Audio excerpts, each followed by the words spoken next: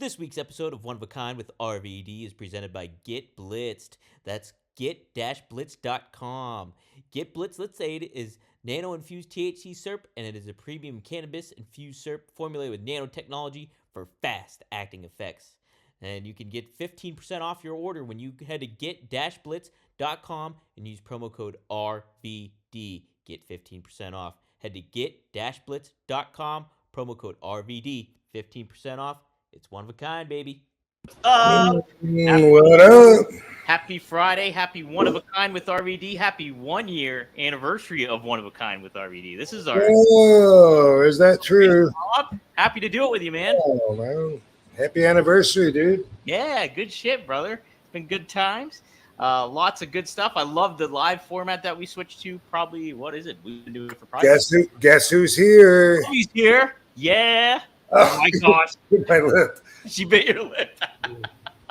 You're the other one. Barbie's here too. And she's like, what's going on?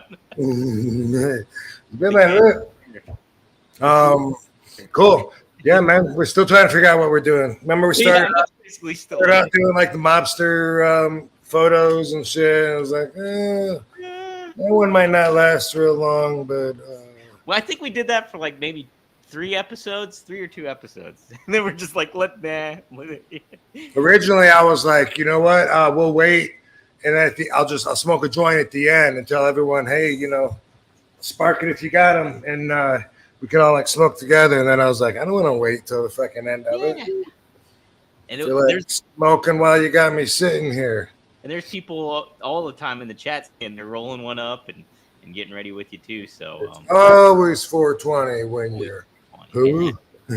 Somebody was rolling up here too. Oh, Voodoo Vic, he said RBD. RBD. My joint is starting to get cold. That was earlier on in the waiting room. So he was ready to roll. Yeah, strange time today. And then since we started doing it quarter after now, that now I shoot for that. So then it might be a few minutes after that. Yeah, it gives a little window, I figure, a little window so we can make it happen. I usually end up at the same end of the window when I'm given one. Well, hey, we're live. If you guys want to definitely get a question in, use the super chat, and that will help us out. And then we'll get to your question. But on top of it too, I always try to keep my eyes peeled. So ask a question. We always love interacting. Hey, and that kind of directed some of the show. Yes, last week when we were talking about Jacob Fatu, we talked about your Kurt Angle injury. That's when we froze. Was during that when you were talking. Oh my God! Yeah, solar flare night. Yes. Joe couldn't get on, and I kept getting kicked off every couple of minutes. I would turn my computer all the way off, right, and then turn it back on and get back online. And then I didn't know what was going on. It was. A Wi-Fi guy wouldn't have been able to help me, and it's unconnected to my morning issues of dropping my Wi-Fi for a second. But yeah, that really was a pain in the ass. But we were talking about some good stuff. But also, I'll just mention right off the bat, so I was hoping to get Joe on this week because he wasn't on last week, and he's not able to. But the coloring contest really, I feel like, hinges on Joe being here with us to present the winner and to talk about it. And he's the guy that's going to airbrush it. And it was his idea. So we're going to put that off for another week. It's not like people paid to enter. So chill, guys. Relax. Appreciate your patience. Be zenful. I'm always trying to be more patient, by the way. That's something that I just realized this week that I need to work on is being even more patient than RVD, because sometimes shit'll let go. It'll build up, and then it comes out in a way that's not the vibe that I want it to come out in.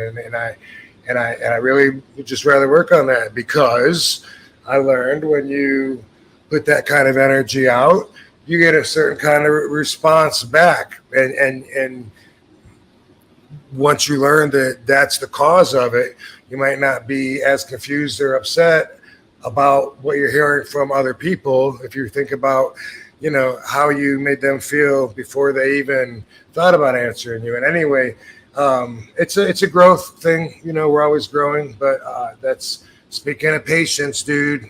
anybody listening, it's something we could probably all use a little more of. But man, I love people that can like speak calmly through the most stressful situations, and usually I'm that person because it takes a lot to excite me or to even get a big reaction out of me if I'm not in a silly dramatic mood. But I see room for improvement, so let's fucking work on that. Well, let me say, Rob, when we first hung out at that roast straight right. The hell, dude! I lost your audio. Really? You can't hear me? Okay. I can now, but I don't know what you said. Oh, okay. Let me say, when we first met up in Pittsburgh at the Roast Driver Ice Garden, I always tell people about this. When after the show ended, we were like kind of waiting around and figuring out what we're gonna do for food because it was like it's suburban Pittsburgh. And Pittsburgh, the city of Pittsburgh, closes pretty early too, anyways. But suburban Pittsburgh closes really early. And by the time we all got out, we were trying to find food, and like you were very patient about finding food. Like took forever, and we ended up going to TGI Fridays and stuff like that. So I think you're pretty good with patience. I'll say that much. Yeah, man, it's a conscious effort. It also works very cohesively with my values, and I am someone that I wouldn't be offended if somebody called me a passive person. I hope to come across that way and to always act that way. I find that it's better. Sure, sometimes a nice guy finishes last. Sometimes you get bowled over with opportunities because you weren't the aggressive madman stepping on everyone's face to get to it. But for me, it's a better choice in the long run. And so that's, been one of my core RVDology values. Is there a time when you felt in wrestling being passive has helped you out? Is there a certain moment that really stands out to you? Like, I'm glad I kind of laid back and laid out on that. And later that kind of paid off for you. Is there a certain instance that you can kind of think of?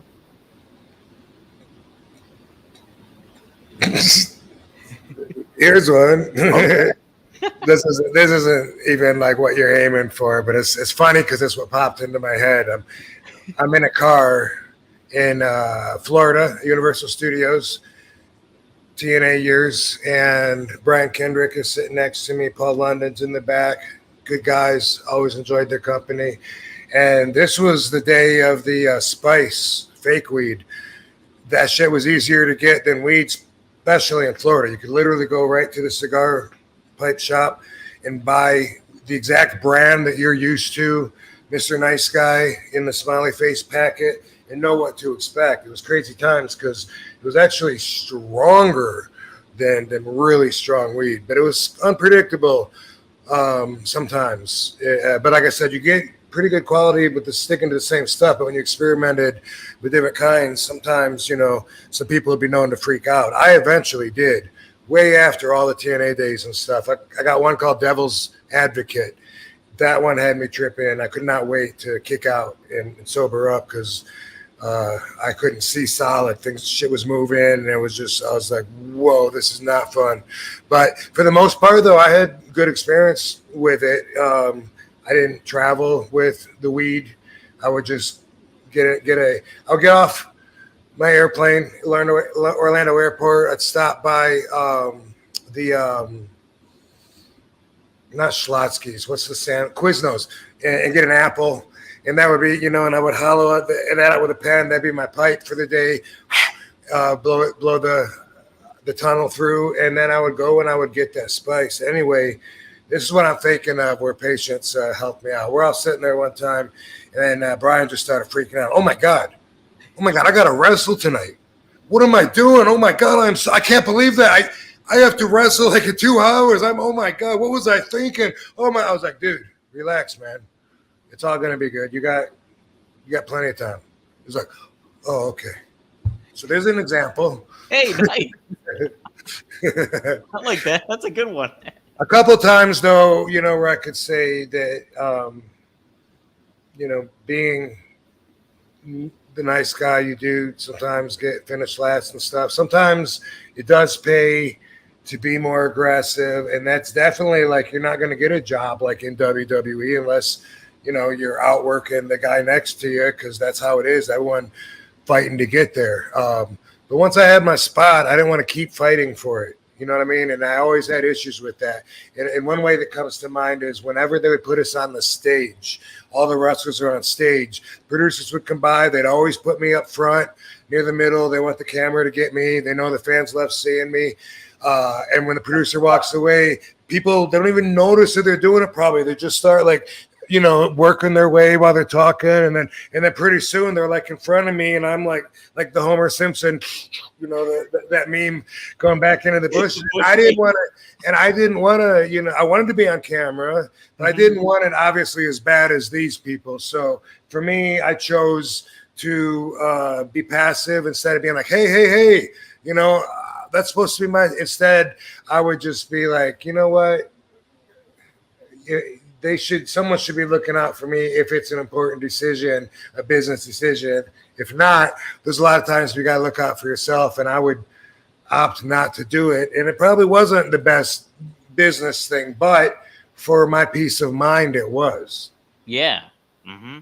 And too, I mean, obviously seeing your track record and your ability to kind of like know where your priorities are and everything like that, you're not like overall a passive person. You like, when it comes down to business and stuff like that, you can lay the hammer down, So yeah, I consider passive, someone that when energy is coming at them, like Aikido is a very passive martial art, and the philosophy behind it, the foundation of it is that you're completing the movement. So you come swinging at me with your right body, and theoretically we go chest to chest, and I'm just completing your circle, doing just what you're doing, and then throwing you and using your own momentum. That's a very passive art where you're not, as opposed to, say, I don't know, boxing or something where you would block and just crack them in the face. That would be what I would consider not passive. And so like in life, I think of it the same way. I think of a lot of times, when there's confrontational energy coming, that some of us are quick to meet it head on. And sometimes you got to be. Everything is circumstantial. I always say that. But overall, I'm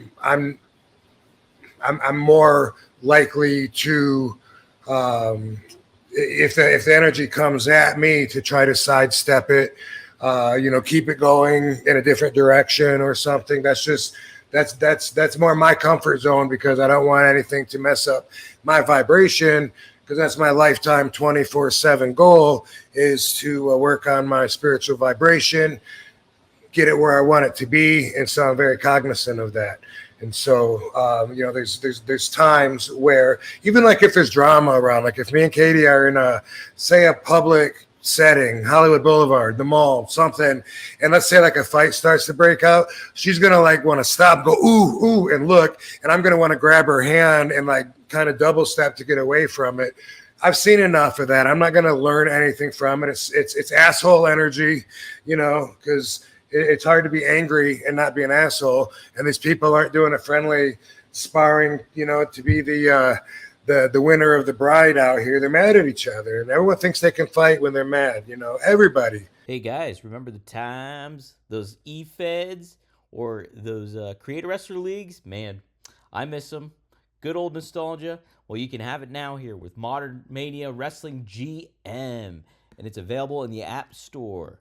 So you can check it out. Wrestling game fans looking for the best pro wrestling GM mode or pro wrestling booking sim on mobile will love Modern Mania Wrestling GM. Modern Mania Wrestling GM is a pro wrestling general manager game presented as a collectible card game.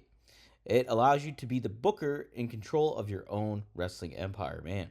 As a head promoter of your own fantasy wrestling league, it's up to you to book the best shows against the competing companies. Can you bring the promotion to the very top and become a pro wrestling tycoon? You'll collect cards for wrestlers, tag teams, venues, sponsors, special matches, and more. Hundreds of amazing characters flesh out this entertaining universe. Each character is totally original, While also inspired by today's wrestling scene and pop culture trends, it's pile driving parody at its finest. Modern Mania Wrestling GM allows you to customize your pro wrestler's stats and gimmicks, create your own factions, set up your own feuds, and so much more. Do you have what it takes to be an elite GM? Start tracking for all your wrestlers, detailed title histories, top contender rankings, year-end awards, and more to help this best wrestling simulator of any mobile wrestling game out there. Our awesome community of players shares personal results as well as ideas and feedback that help to shape and improve Modern Mania Wrestling GM for future updates. We strongly feel Modern WrestleMania GM might be just the best wrestling game in the business. And guys, if you don't have time to sit in front of your television and play WWE 2K24 or anything like that, man, this will fill your needs and get things going. And hey, if you use promo code HEAT, you can get free wrestlers and free cash in the game. Get you a head start on Modern Mania Wrestling GM.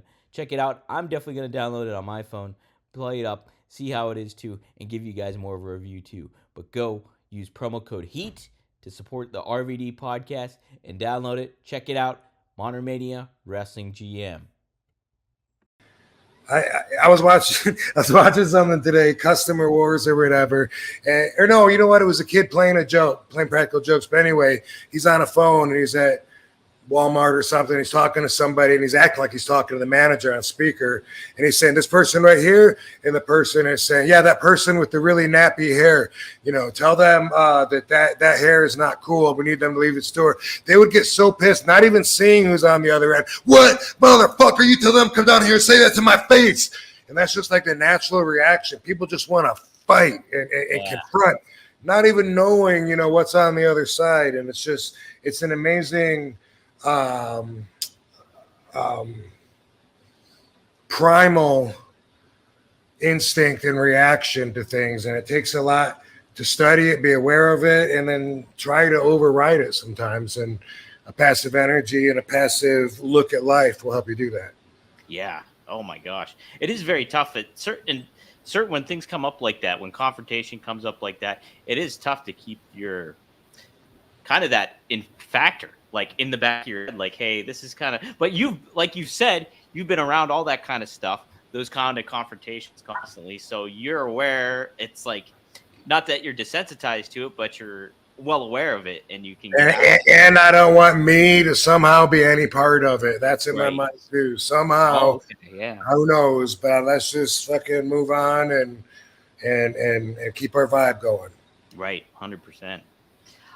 So the topic I'm going to get to some of the super chats that we had from last week, but when we recorded with Greg Gagne and Magnum TA, the topic ended up turning to like shoot fights and like what would happen and certain things when they were in the ring and certain things like that. And both you say it turned into, I didn't. It turned into. I missed the word you said. The topic it ended up turning into was shoot fights. Somebody asked about. Oh, okay. So I asked both Magnum and Greg if they ever encountered like a shoot fight in the ring with like when they were working with somebody or anything like that. And they couldn't necessarily recall a time where they actually got into a shoot fight in the ring with somebody. Did you ever have that instance happen with you, Rob? Kind of, but not really where it was a complete, we're both trying to put the other one to a complete stop. You know what I mean? Like that would be a complete shoot, right? But pretty close to it. I mean, there's been lots of times where where you go through an exchange of receipts and hit each other like harder and harder. But one of you eventually is gonna back down probably. This thought just popped into my head because I was thinking like, what story should I tell? Because there's been a few times, where it's like, you want to shoot, throw them on their head and be like, what's up? It's your move. And they stay down. And then they stay down. So you don't really count that. But starting out, I remember a time I was wrestling at a church and somebody, and I was green, like wrestling 2 or 3 years. But I already had some standards. And this dude was talking a big game before the match about how good he was. And he ended up doing something stupid, filming something and putting me over his knee and spanking me. And so I hooked his waist and I went behind him and I gave him a German right on his head. Bam.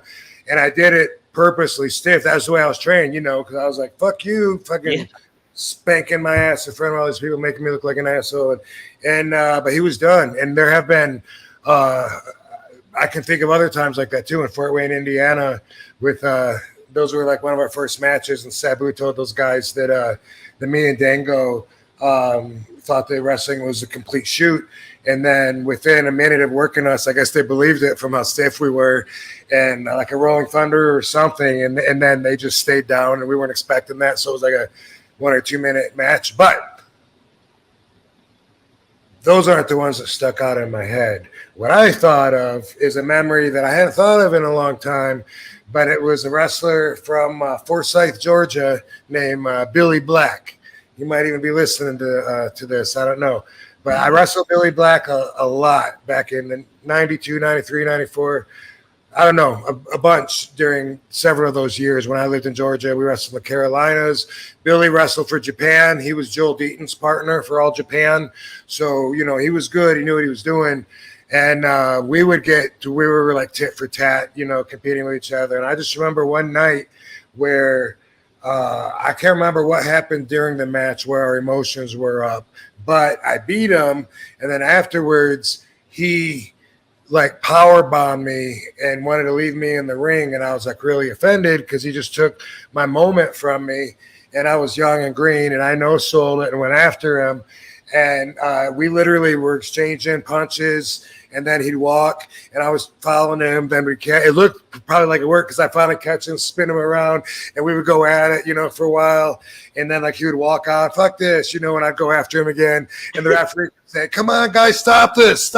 You guys are friends, because we were, but we were just in the heat of the moment, I was like, fuck you, you ain't, because I was like, hey, man, I'm the star of this show. And it felt right at the time, Also, when I was really young and green, I remember when Mark Starr fucking power bombed me and left me out there in Jamaica. My first time in wrestling, only time wrestling in Jamaica, but I was super, super young, super green, had all these plans, and he power bombed me like 3 times, shoot covered me, pulled my leg up hard, and then left me in the ring after all these plans and promoting this big show, for everybody. And then like I had like a 2-minute match where he squashed me. And I never did forgive that motherfucker for that. I never did, but I rolled under the rope, out to the apron, did a backflip off the skirt, caught hell from Jimmy Backlund and Mark Starr. As soon as I got back to the dressing room, Jimmy Backlund was, who the fuck trained you? And he knew who trained me, Well, then Sheik must not know what the fuck he's doing then. You just did a backflip after you got powerbombed 3 times? I was like, well, I don't know what the fuck that was about. I wouldn't, I shouldn't have got, and anyway, it was, one of those lessons learned by always, that's why he's always going to be that asshole in my mind, because he died. He already did see that I got to be a much bigger star than him, even though he said I'd never make it in the business. And Jimmy Backlund's dead too. Fuck those guys. Now, Jimmy, Jimmy was all right sometimes. At least I got to know him a little bit, got to know both sides of him, not the other guy. Yeah, and like what was the plan? Were you supposed to win, or what was going to happen? Like, I honestly don't remember, dude. This is my 21st birthday. So I was so happy to be there in Jamaica, traveling wrestling, and I didn't even smoke yet, but I did on that tour for the first time, But I don't remember. I wrestled Kevin Sullivan one night and Mark Starr one night. I think I had a tag match maybe or something. I think it was a 3-night deal, and I don't know, but it wasn't for him right off the bat. I think, if I remember right, I think he like threw me into the ropes and mumbled something, and I came back, and maybe we ran into each other or something weird, and he was just like, I'm not going to take a chance to get hurt with someone who doesn't know what the fuck they're doing in the ring. And he was just like always like that asshole. But looking back also, I was a prima donna. I could see where someone like me would have got heat with someone like him, the old school guys that were there, and here comes this young green kid thinking he's the shit, because I kind of did have that aura about me. I think so. Looking back, you know, I mean, not that people told me that I was an asshole, but when I look back to my state of mind, I mean, you know, I did believe I was better than everyone else, and that, I don't know. I just guess I really believed in myself, but I can see where old school people would be like, "You're a little too fucking comfortable around here," you know? Yeah. But that's what gets you ahead too in a lot of ways when you have that kind of confidence too. So it's like finding that balance. Wasn't as passive back then, although I was passive when Mark Starr wanted to fight me at the Sportatorium like maybe 2 weeks after that or something. Something happened like after that match. They booked us together to wrestle. And I didn't want to do it. I was just like, nah, you know, I don't fuck that guy. And I didn't realize how much heat that would get me. And then the next week at the Sportatorium, I got so much heat. And he was there, you know, like, you cancel a match because you don't want to fucking work with someone? Are you fucking kidding me? And you want to make it in this business? Are you serious right now? And I was like in the ring trying to work out, and these guys came and ambushed my workout to fucking bitch at me and shit. And learning lesson there, you know what I mean? I learned like, yeah, you don't do that, but also fuck him. Yeah. Where's he at now? Where are you at, Mark? Wasn't he a job guy for the most part? Am I thinking of the right star? I know there I don't know. He had a push with Chris Champion, and they were some guys from the future. I don't know. Okay. Yeah. If I'm thinking of who I'm thinking of, that might be who I'm thinking of. Yeah, I really didn't get to know him. He wrestled in Japan also, and was in that clique in Florida with Jimmy Backlund, Coconut Kid. Johnny Ace actually came down there. Pat Tanaka was in you know, that clique, and they all were the veterans and partied, and nobody wanted a fucking 20-year-old kid coming up wearing a black belt that the promoter gave him and said, if anyone asks you, tell them I taught you Yoshikai. You know, that's heat. That is heat. Hey, somebody, Blue Meanie's in the chat. He says, good evening, fellas. Looking good. Hey, yeah. Love you, Blue. Yeah, he's got back to blue till it happens to you. That's it. He's got that 3 shows tomorrow morning. Mornings with Meanie. Check it out, guys, if you can. I wanted to ask too. You mentioned it in some synchronicity happening here. I was going to ask you about Kevin Sullivan because he actually got into a car accident. He's okay, but I wanted to, get your thoughts on him and your experience with Kevin Sullivan. You kind of mentioned you had it, like you worked with him a little bit in Jamaica there and stuff. So yeah, Jamaica. Who I want to take? When was the car crash? I think it was, or he got hit by a car or something. But it was like either this past week or the week before. But I think it actually happened. So it was just recent. So okay. So I met him there in Jamaica when I was 20, about to have my 21st birthday. Ron Slinker introduced me to him as a longtime friend. And I felt like I had an in, and we bonded because he was tight with the Sheik. So I was the Sheik's boy, you know. And so I felt like he was going to like look out for me. Something that I'll always remember when we're talking there in Jamaica, like a day or two before the first show, I'm promoting it and stuff, and just talking to Kevin. His wife Nancy's there, and like I said, Ron Slinker saying, "Oh, you got to see this kid in the ring. You know, he does these flips and kicks and stuff. You know," and he would just be like, "Oh yeah, do you take karate?" You know, it was just kind of like an obligatory conversation. And Nancy looks at me and she says, do you work out? And she like starts doing like, you know, like curl motions and with the air, like, do you work out? And I was like so offended. I'm like, does she not see my massive 189 pound jacked right out of high school fucking body? Like, what is she missing? I was like, is she really asking me that? Because, you know, I was working hard, but it wasn't showing as much, you know, when I was younger, and that's part of life. But I remember like being, like, I don't even know if I should answer that? You know, like, how do you answer something like that? Do I work out like 4 days a week, 5? What do you think? What do you bench, Nancy? You know, I'll always remember that. Yeah.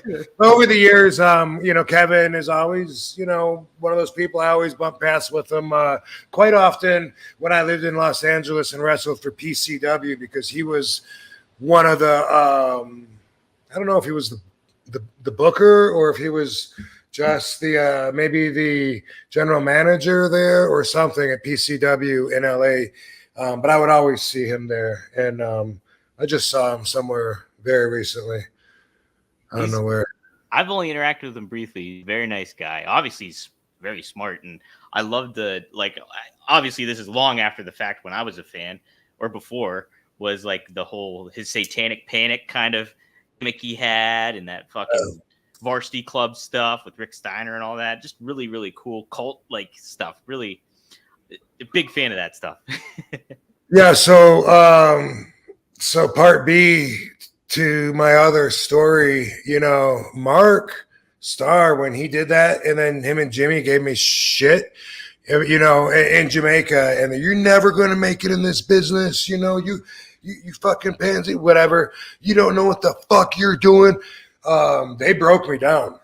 Wow. And yeah, you know, I'm, like I said, I'm 20 years old, you know, just been wrestling, you know, maybe 2 years, you know, not full time or anything, you know, match a month or something. But anyway, I remember at nighttime wanting to get away and isolate and wanting to find my center of balance, because I was so stressed out. So I was like, fuck, what am I doing? I should have went to college. You know, it was like that kind of, yeah. And I remember, like, I found this parking lot where there was vending trucks, and I was climbed up and I was on top of a vending truck. And I don't remember if I was Indian style, what position I was in, but on my knees or whatever, but I was meditating. And I was trying to, like I said, find, you know, my balance, because I was just all over the place, so stressed out. And I was like, man, Dad's right. You know, what do I shouldn't have tried this as wrestling. This ain't for me. Fuck. You know, like really, really doubting myself. And then, like, there wasn't much noise. I mean, the parking lot all by myself is dark, but there's like a wall. And on the other side of the wall that borders the parking lot, I could hear this music. And at first it was faint and it got a little louder. And it was like, I don't know if jungle music is the right word to use.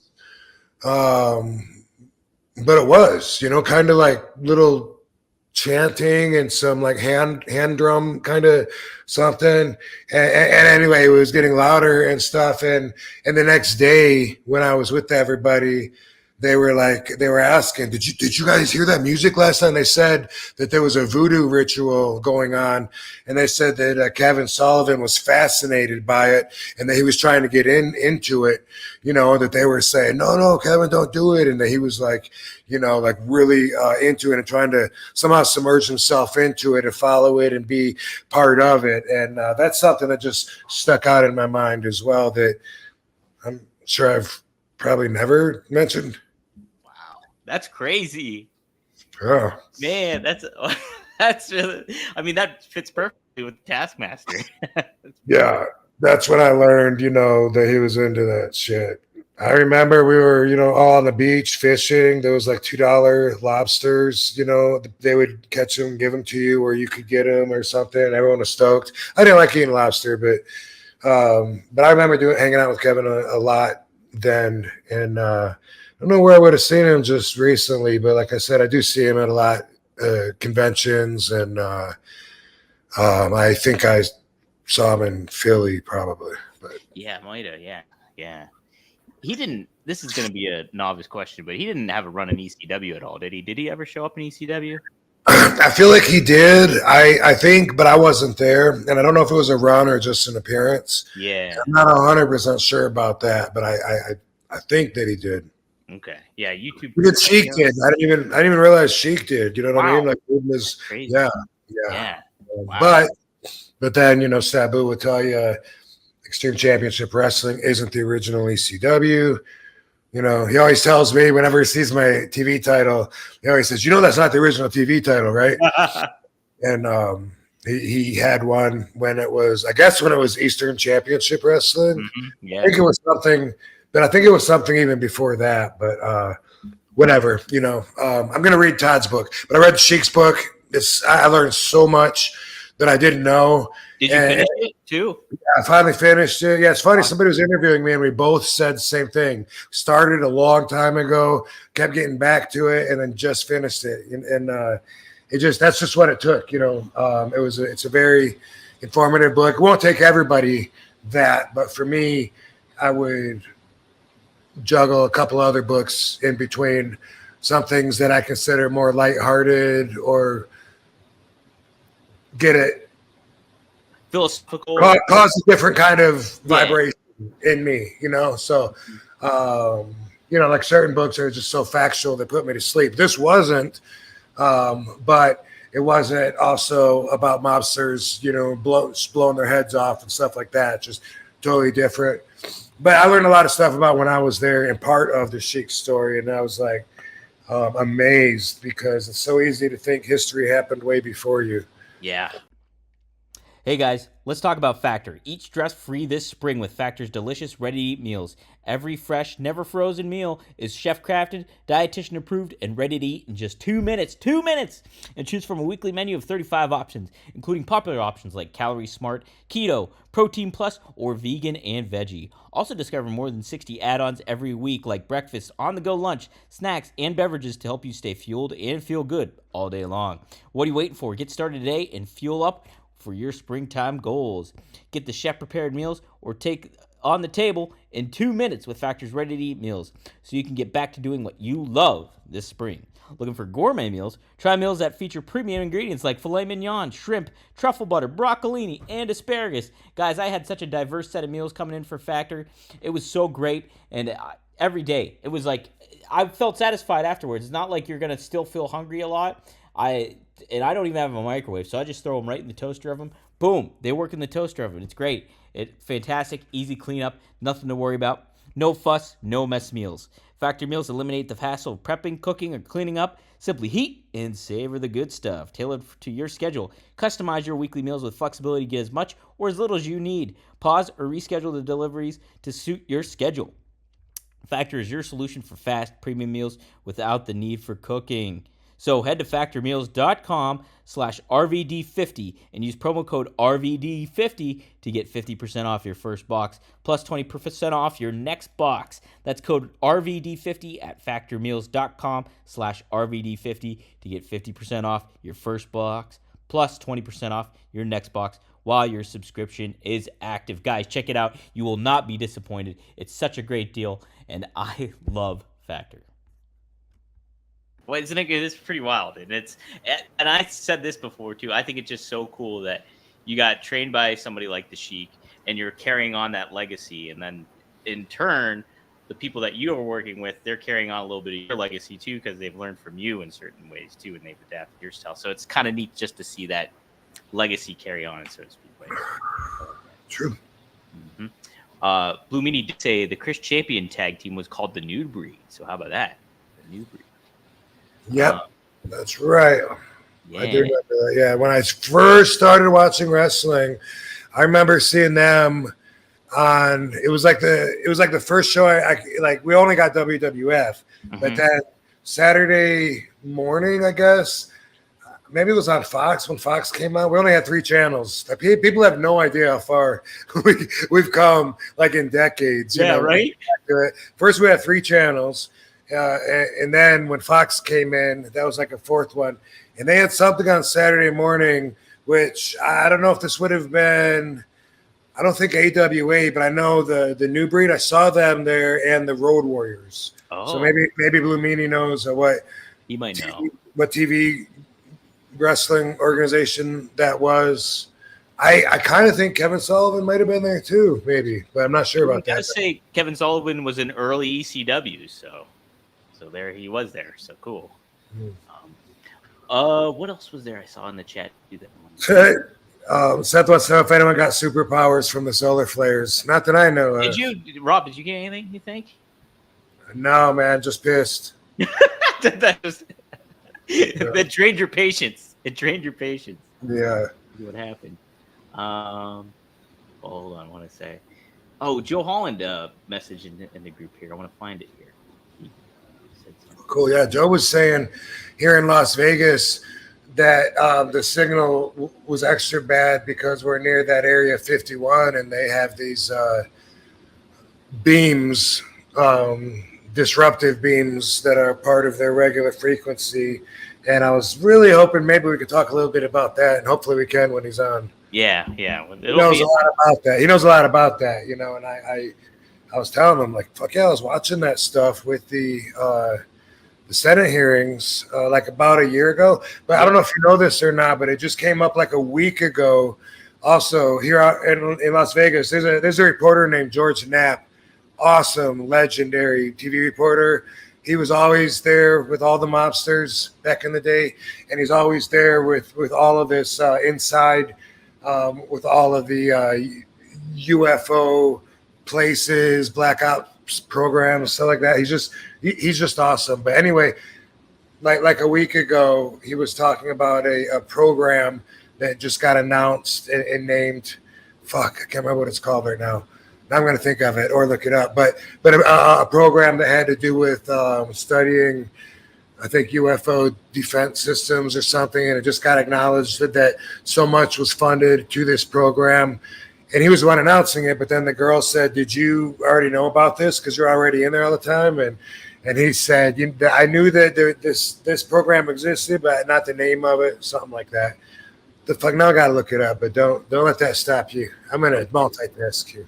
Okay, I'll do some research on it here when we can. What else was there on there? Oh, I looked up multitask. How stupid. That's not what I want to look at. I just typed in multitask. It's funny. Let's see the brand. Let's go here. Okay, I got a couple of super chats from last week. We'll pop this one up first. Voodoo Vic, this was just a compliment. He said, "Thanks for the $5, Voodoo Vic, from last week. Binged all the episodes, and I love that this pod is more history focused, which offers a ton of replayability. Always a lot to learn from these episodes." Yeah, I mean, I think the big takeaway too is the RVDologies at the end, because those are evergreen. You can use them anytime, and so it's a great thing. So. Hey, you know what? It is what it is. It's funny when some people comment and say either something, you know, like, man, he's got to get another host, or man, he's got to learn. Or sometimes there'll be like a bunch of man, I can hear RVD tell stories all day. Then there'll be one guy, man, how could RVD suck so bad at telling stories? You know what I mean? So I always look at opinions as like, whatever. Like, does that guy purposely go against the grain? Does he not read all the other ones? But either way, though, I think that you know, it is what it is. So like, I appreciate people that like what this has become, and maybe, you know, everything is always morphing to an extent, you know what I mean? But I enjoy telling the stories that are flared up in my head when we have these conversations. By the way, George Knapp's UFO program he was talking about, it was called Kona Blue. Kona Blue. Like in Hawaii, Kona. Yeah, and it was just acknowledged. So that shit's still like in the news often here, and people don't know about it. And it's so funny how much real stuff is out there just mixed in with misinformation. And I learned that the government does that from studying marijuana prohibition. Like, that's the first time I learned that they would purposely put out misinformation to confuse people with what's true, what's not.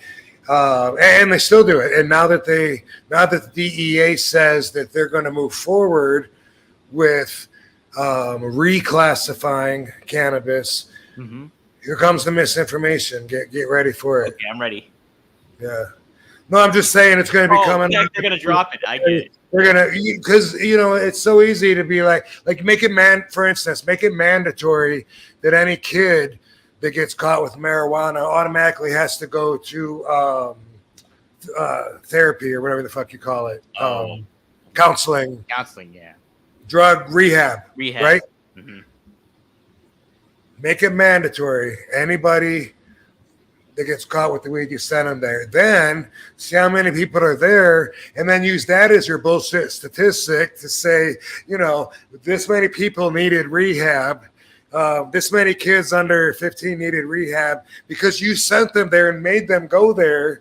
And then you're saying, you get what I'm saying? Like, it's so easy to work all the statistics like that. And they always have. And anyway, I learned that the government does that. And of course, with whatever they do know about UFOs and aliens, and it sounds crazy, but it's not so much anymore, really. So, but you don't have that conversation, that's fine. But they also do it during war times, and they do it during peaceful times. And that's just what I learned, is that we are not going to ever penetrate that upper echelon of world leaders, or possibly universal leaders, that are just so untouchable. And they're the ones that make all the rules. They're the ones that profit from everything. They're really the ones in charge, and they really, really operate on a system that's so incomprehensible to us that we'll probably never know much about it anyway. Yeah, and the thing is too is like, this stuff gets like put in the news and like, hey, it could get reclassified, and I hope it does. But then I think too, it's an election year too, and so you want like how good reason to get votes, and then what's going to happen? Is the rug going to get pulled out from under everything, and how is it all going to work? But the thing is, I think you can do anything, but it would be a hard fight to all of a sudden say, okay, it's medicinal, because that's what reclassifying it does. As a Schedule 1, that means it's got no medicinal benefits. It's the most addictive and harmful drug that we have on society and on our health. That's where marijuana is, Schedule 1, the most dangerous, along with heroin, acid, those really bad ones. Probably Guess what? Cocaine is a Schedule 2. What? That means it's safer and better for you and society. And guess what else is a Schedule 2? Meth. What? Meth? Yeah. How? Yeah. That's why I've been saying that has to change. It's been that way since 1970. Richard Nixon temporarily put it there. Why he sent out and they did this test.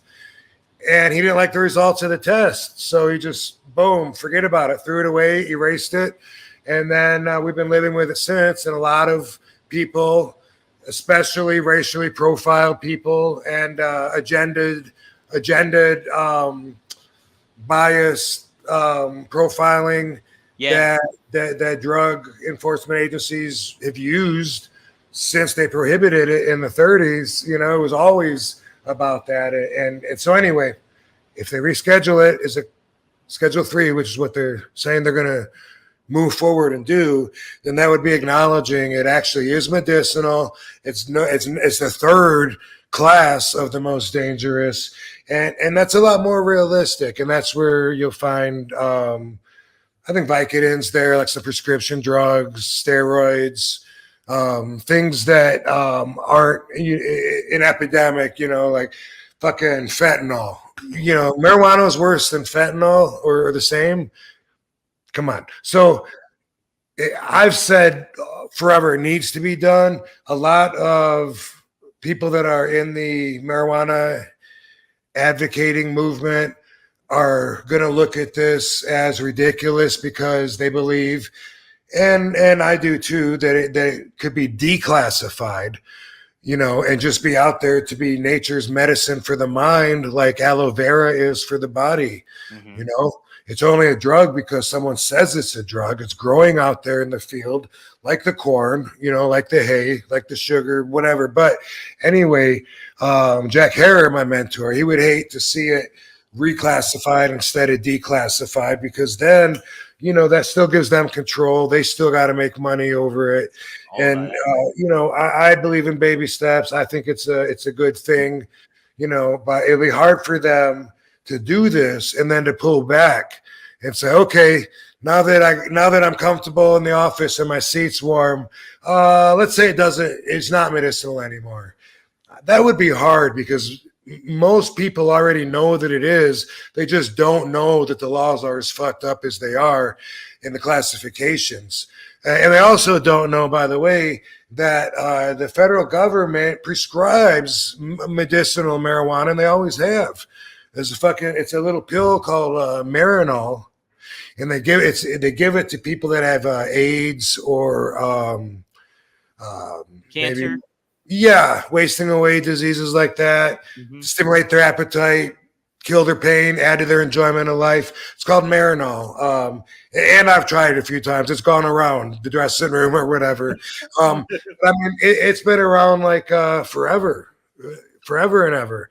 And before, I think before even the Controlled Substance Act, if I'm not mistaken, I tweeted it the other day. I looked it up, and I think it was like 40.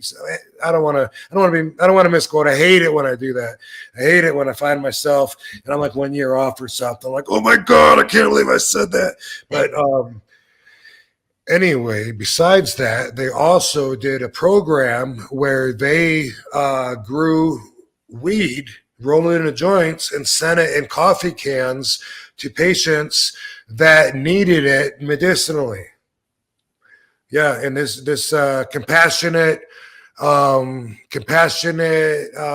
users program it had I think only maybe 12 patients. It was really rare.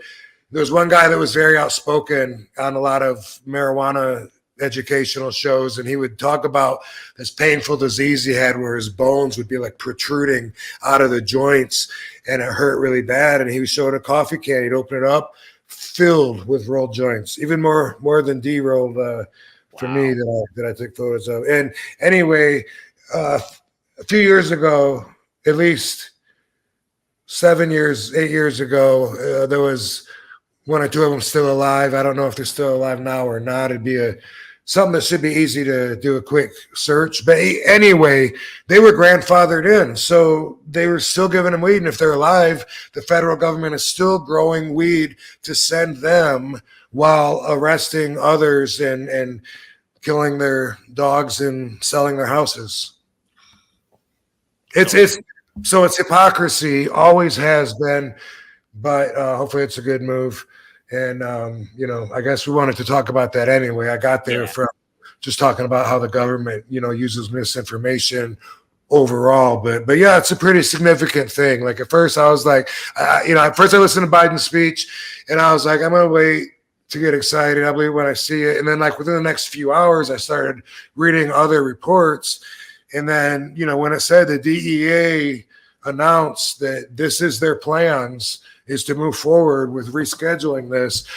All right, that sounds like maybe they're serious. Let's see what they do. Fingers crossed, Yeah, I had the quote from Biden. He said, "This is monumental. Far too many lives have been upended because of a failed approach to marijuana, and I'm committed to righting those wrongs. You have my word on it." So hopefully his word stands true and stuff gets cooking with that. I do remember when Obama said he was going to quit raiding the dispensaries, and then somehow they cranked it up at the same time. Yeah, in California anyway. That was weird. That's politics for you. Oh, man. Yeah, that's crazy. It was Schedule 1, and there's fucking fentanyl and heroin. What the fuck? That's crazy. And I've been telling people forever, that was one of the things, when I learned that, I was like, no, people have to right this wrong. When they learn this, they're going to know there has to be a change. We can't be arresting people, ruining people's lives. Even just getting arrested ruins people's lives, trying to get a job, trying to get a loan, trying to get a house, whatever. Shit goes on your record besides the fact that you're in a cage wasting your life, your hours, and because of some political manipulative bullshit. Yeah, it's frustrating.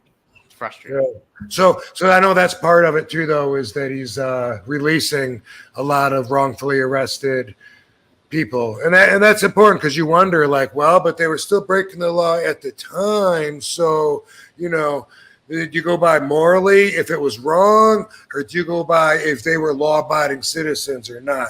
Looks like morality wins. That's consistent with my thinking. A lot of people don't think that way. Mm-hmm. Yeah. That's good that because so many of the prisons were filled up with people that were just busted for marijuana and what. It's just ludicrous. It's stupid. It's a highly profitable business. If you can buy a prison and open it up, and then get them to fill it up with residency, you can make a lot of money. You can make a lot of money, and then get the government to pay it. Get paid so much per prisoner. Fill that motherfucker up, man. Make the closet an extra room. What the fuck? Yeah. It's all about that money, man. It's all about that money. This episode is sponsored by Blue Chew. Let's talk about sex, guys. Remember the days when you were always ready to go?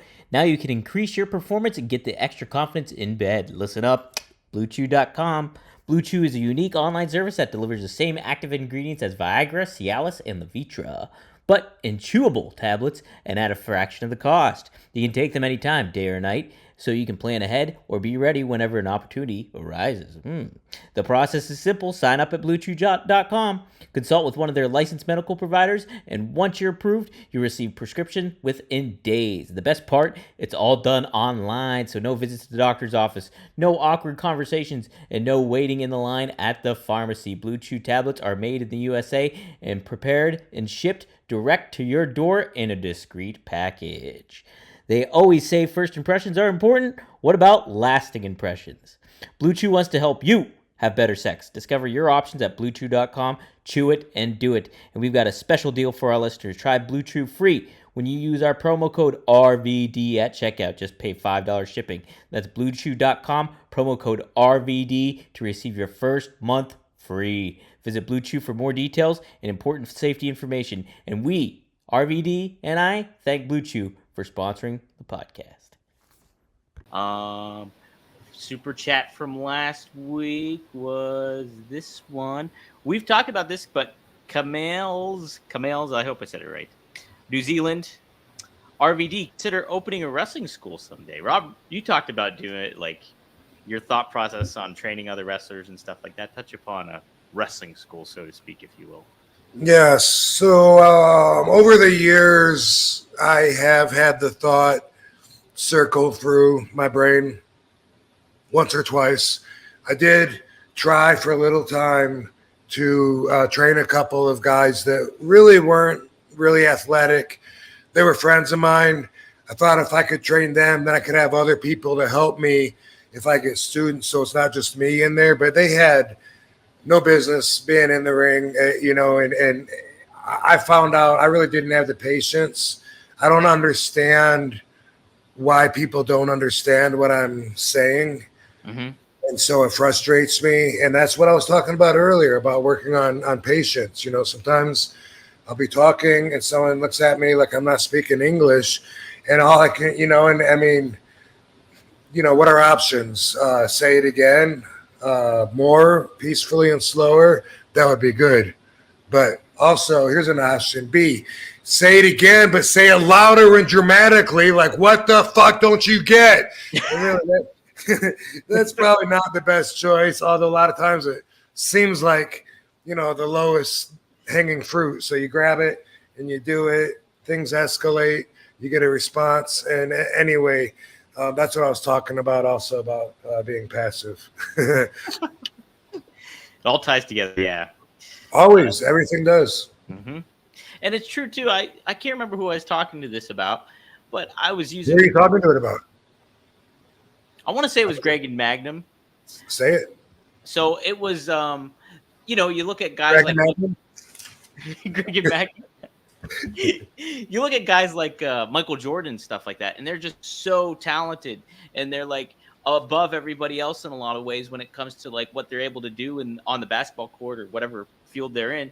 And like when you put them in a coaching perspective or a management perspective, they're not able to like convey it because they have their own level of talent. It's like, yeah, why aren't you getting this kind of thing? So I think there's that kind of thing too, where it's you're not able to kind of explain it sometimes. I think might be tough. I think I am probably not good enough at explaining, and I live by example. I explain by example, so I'll get in there and show you my explosive dramatic moves, boom boom boom, and then I'll be like, is that what I did? Why are you doing it that way? I told you to do it this way, or just, and it just, I told you don't put your hand there. Why do you keep doing that? And, things like that. I don't know that I would want to work through that.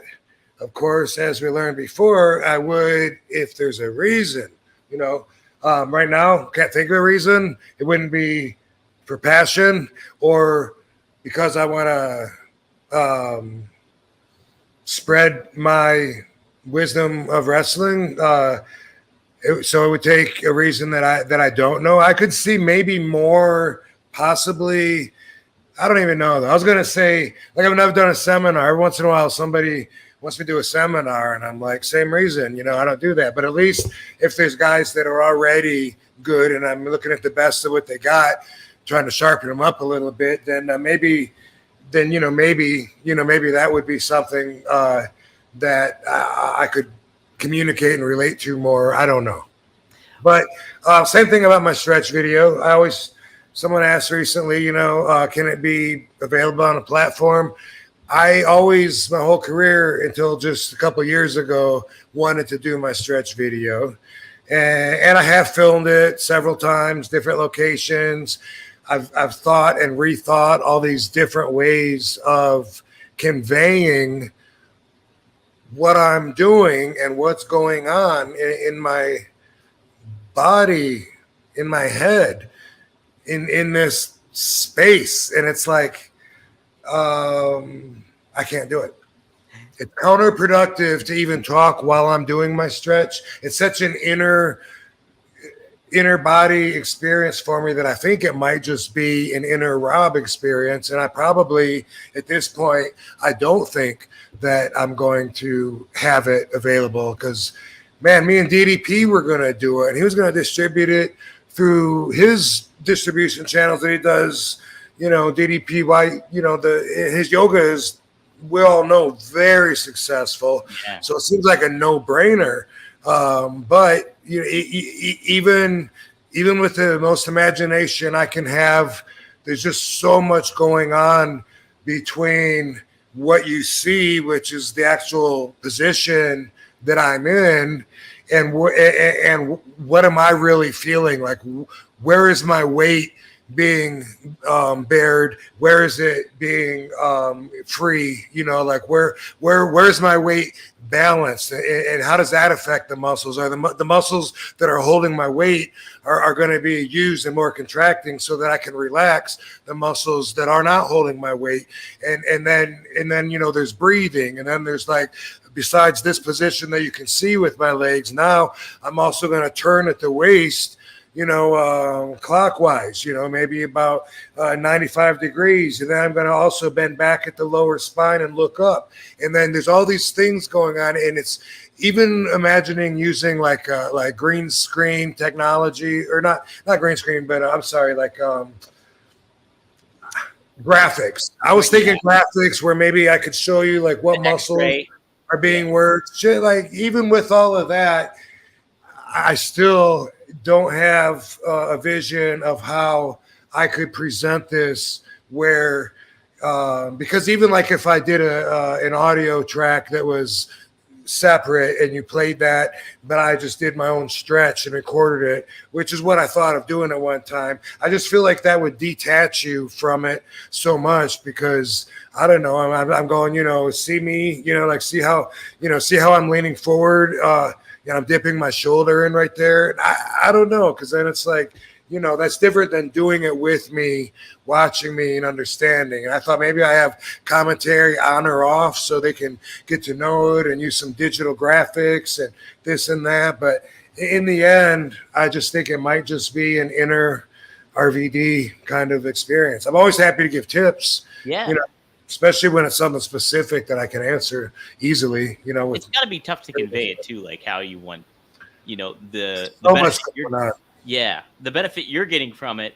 It's hard to describe to those the people what they're doing, even when you're in time doing it. I was not, because I had the DDP Y videos and stuff like that, and I would be doing it. And I'm like, it's pretty amazing that DDP is able to do it at the same time and then talk about doing it. Right. I think it's pretty remarkable. That's one of the things for his workout that he really believes is he wants you to like count reps and talk, and he wants everyone to do it in the whole class. When I was, I did his class. When I was there, I walked Stevie Richards through part of my stretch. We didn't get real far because it's so long too. But anyway, while we're doing the workout, he wants everyone to be like, and down 9, 8, 7, 6. Come on, RVD 3. You know what I mean? Like that's part of it. Sometimes I think about that when I'm doing I'm stepping up and down on my steps, real quick, and it's a lot easier to be like and just do it instead of being like 1 up, 2 and 3 and like just doing that, and all of a sudden it's so much harder. And I think of him, and I do that, and I make myself do it. Yeah. I know. I'd be in my apartment just doing it by myself, like counting aloud as I'm doing it. Yeah, that's part of it. Yeah. And it's really good for wrestling when you think of it, because we have to exert so much energy. And it's not like we get to go 3, 2, 1, like starting a race. We're already doing something, and we got to do more. And so it's really good for a lot of reasons, but that's one of them. Yeah. That's great stuff. Yeah. Super from David Von Boglin. He was on the Nash and Friends that you were on, and you recommended Kratom to him and another guy, Josh Henney. Nice. Yep. Thanks for the $10, David. He says, RVD, what are some things you learned about Dom? And Dom, what are some things you learned about RVD since you two started working together? Hope everyone has an awesome weekend. Oh, I like that question. And let me also say, I had this sponsor, or I had this thing running, which I'm sure is still good. But if you want to try Kratom in a liquid shot, it's called Viva Zen. And if you go to vivazen.com, you can order it and just have it delivered to you. And you can, if you put in code RVD20, you'll get a discount. It's Katie's favorite way because it's real quick. I've noticed if I put the Kratom powder in my drinks, I do feel it quicker and a little bit more of a rush, which feels good when I put it in the liquid over dry scooping it, which is how I take it 99% of the time, is just putting the powder in and then, Yeah. So I learn those things. But anyway, I don't know. I can't remember what's in there, the liquid with it in the Viva Zen. Is it coconut oil? Man? I don't know. I don't want to start. Oh, like this, Rob, vivazen.com? Yeah, that's it. Okay. Yes, sir. And then RVD 20. If you want to, yeah. Katie doesn't do the powder anymore. The capsules I've never had any luck with, and I've never talked to anybody that's had good luck with the capsules. Like for some reason, maybe they've improved them now. Maybe they've got some, but I don't know about them. Every time, even when someone sends them to me, because I have people still send me shit for research and development, because for me to possibly put my brand on, and when they send the capsules, I don't know why, but that cellulose that encapsulates the fucking powder, I think that it doesn't break down at the right time in your body, and that it maybe already bypasses some of your I don't know, sensors or digestive mechanisms where maybe some of it goes through and turns to waste or something, because I have to eat so many of those to equal probably like a third amount of the powder. Even like some of the guys will get the capsules and empty the powder out of them and take it there. Cause like I would say like 10 grams of powder for me would probably take maybe like between 20 and 25 capsules. Wow. So that's how I feel about that. Holy smokes. Anyway, Viva Zen, it's like a 5-hour shot. Get it down. RVD20, promo code RVD20.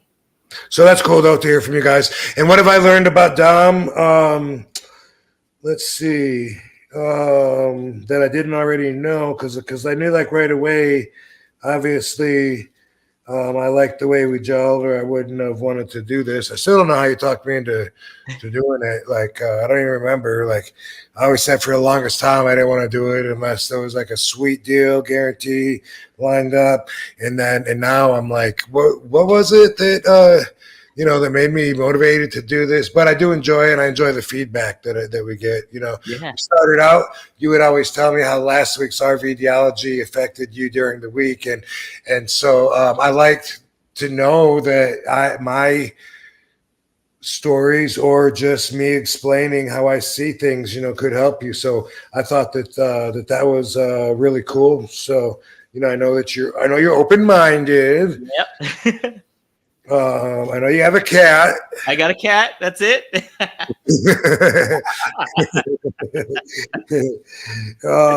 And I think that you're a hustler and a hard worker, doing several shows, trying to go get it. And I like that about you. But I think I knew that right away, though. So as far as learning from you over the year, 1 year, right?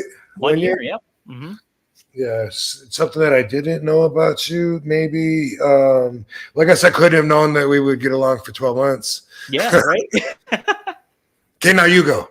Okay, so knowing I knew who RVD was, and I was a big fan of his, and but coming to the podcast and everything like that, and working with him week in and week out, I found it really fascinating, and not just with me, but you're very big into loyalty and like keeping true to who you are and to the people that have gotten around you. And, I kind of had that vibe about you before meeting you, I think, but like being on the show and stuff really reaffirmed that all, and showed to a bigger level, I think, too. That's you. When we did the RVDology episode on loyalty. Yeah. Yeah. Yeah. To a flaw, for sure. Yeah. Yeah. Mm-hmm. For sure. Yeah. That was one of the early things, that the CBD stuff and everything like that. And we talked about all that stuff. Something else I learned about Rob was he's an Elmore Leonard fan, and I'm also an Elmore Leonard fan. So that's another one. Trying to think what else that I learned about you too. Just how much you love animals too, I think is really cool. I think that's really cool. Mm-hmm. So right on, dude. Yeah. You're wearing hats. I wear hats. Yeah. Good question, David. Thanks for joining in, man. Good question. Yeah. We had another one. I know Seth chimed in with one. I learned I can count on you, because you might originally get that feeling, but you don't really know until you've had enough time, and you do count on somebody. Well, thank you. Yeah. I appreciate that. I can count on you too. And you know what? When I first met you, 8, 7, come on, 6. I'm counting on you. Yeah. When I first messaged you too, it was just like, because Marcus, he's a podcast with Ted DiBiase, and he was like, is there any names that you would be interested in? I was like, I'd like to do Rob. And then I was like, that's your brother, Marcus? That's my brother, Marcus. And I was like, if this guy knows Rob, let him know that. And I was like, wait a second, I have Rob's number. I interviewed him like twice for WrestleZone. And so that's when I was like, made the pitch to you, and I sent you the text, and that's how it all kind of came to fruition from there. So. Word. And here we are rolling in the green. Rolling in that green, baby. Actually, I am. Yeah, he's literally doing it right now. Making it happen. Making it happen, baby. Greg Jacobson, thanks for the $1.99. Rob, you ever hear or try salvia at all? Well, I've heard of it. Goddamn, have I tried it? I want to say no, but it seems like man, it seems like maybe one time. I can't even remember if you smoke it or if it's like a another substance. I'm not either way though. I may have just tried it one time, if so, but I definitely don't know anything about it and don't have experience with it. If I'm looking at the right thing, it's purple. I know that when that fake pot that I was talking about, was also labeled spice. When that was out for a while and it was crazy. It was like legal weed that's way stronger than the strongest weed. So if you got the right one. Well, when when that came crashing, everybody mixed everything up together in their minds. And so there was bath salts, there was the spices, and there was salvia, if I'm saying it right, that he's talking about it. And people didn't know what the fuck they were talking about. They thought it was all the same. Wow. It's all way different. Yeah. The bath salts were turning people into zombies. Fucking eating people's faces and shit. We had one actually 2 weeks ago in Las Vegas. Someone got caught eating somebody's face. What? Yeah, on the Vegas trip. Yeah. I remember when that happened, like, what was it, like 12 or 13 years ago? It was in Miami. And I seriously was kind of concerned. I was like, is this really the zombie apocalypse? Right. Do I have to prep or something? Eat lots of garlic. Yeah, exactly. Eat garlic. Do what I can. Rub myself in meat so nobody can they won't be able to see me. Seth, artist of the song. What about teaching RVDology to the masses, like a coffee table book or some audio lessons? I would totally love to do that, and that would be something that I would consider a good possible option, and I would put it on my list with about 20 other things that I could possibly do. So as far as looking to pick up a new project, that's not something that I need or that I'm looking for. Yeah. I seriously have so many things that I hope I will someday get around to feeling like doing. And maybe that's because of my passive lifestyle. I do know one thing that this month I've been off and haven't had to travel. So it's helped me catch up a lot. Like there's been a lot of things that I've been putting off and saying, okay, I'll just do that in May. Now I got that stuff done, and it's letting me to go back into the weeds a little bit deeper on some stuff, and I'm enjoying it, so I could see where eventually I would be a little more aggressive about getting stuff done if I wasn't traveling, because traveling wipes me out. It takes a couple days to recover, and then mostly I just feel like being home every minute I can around that, and that might also possibly be some kind of PTSD from having the monotonous 300 days schedule back in the dub, because if you're doing that and you really don't want to do it, and it's really, and I have some stories that no one knows about how that stress affected me. It was crazy, and but we all know I got a lot of stories. But anyway, I couldn't take it. I felt like I was dying just being on the road. I started thinking I'm not going to make it home this time. Like this is going to be the last time I leave my house. I'm going to die on this trip. It's just, and it's just like, and it felt monotonous. Felt like it didn't, why meaningless. Like, why am I doing this? Why do they have to see me every Monday, every Tuesday? It was a crazy ride that I was in. And if you're doing that and really not taking a break for a long time, that could definitely give you some PTSD. And for the longest time, I didn't even want to fly.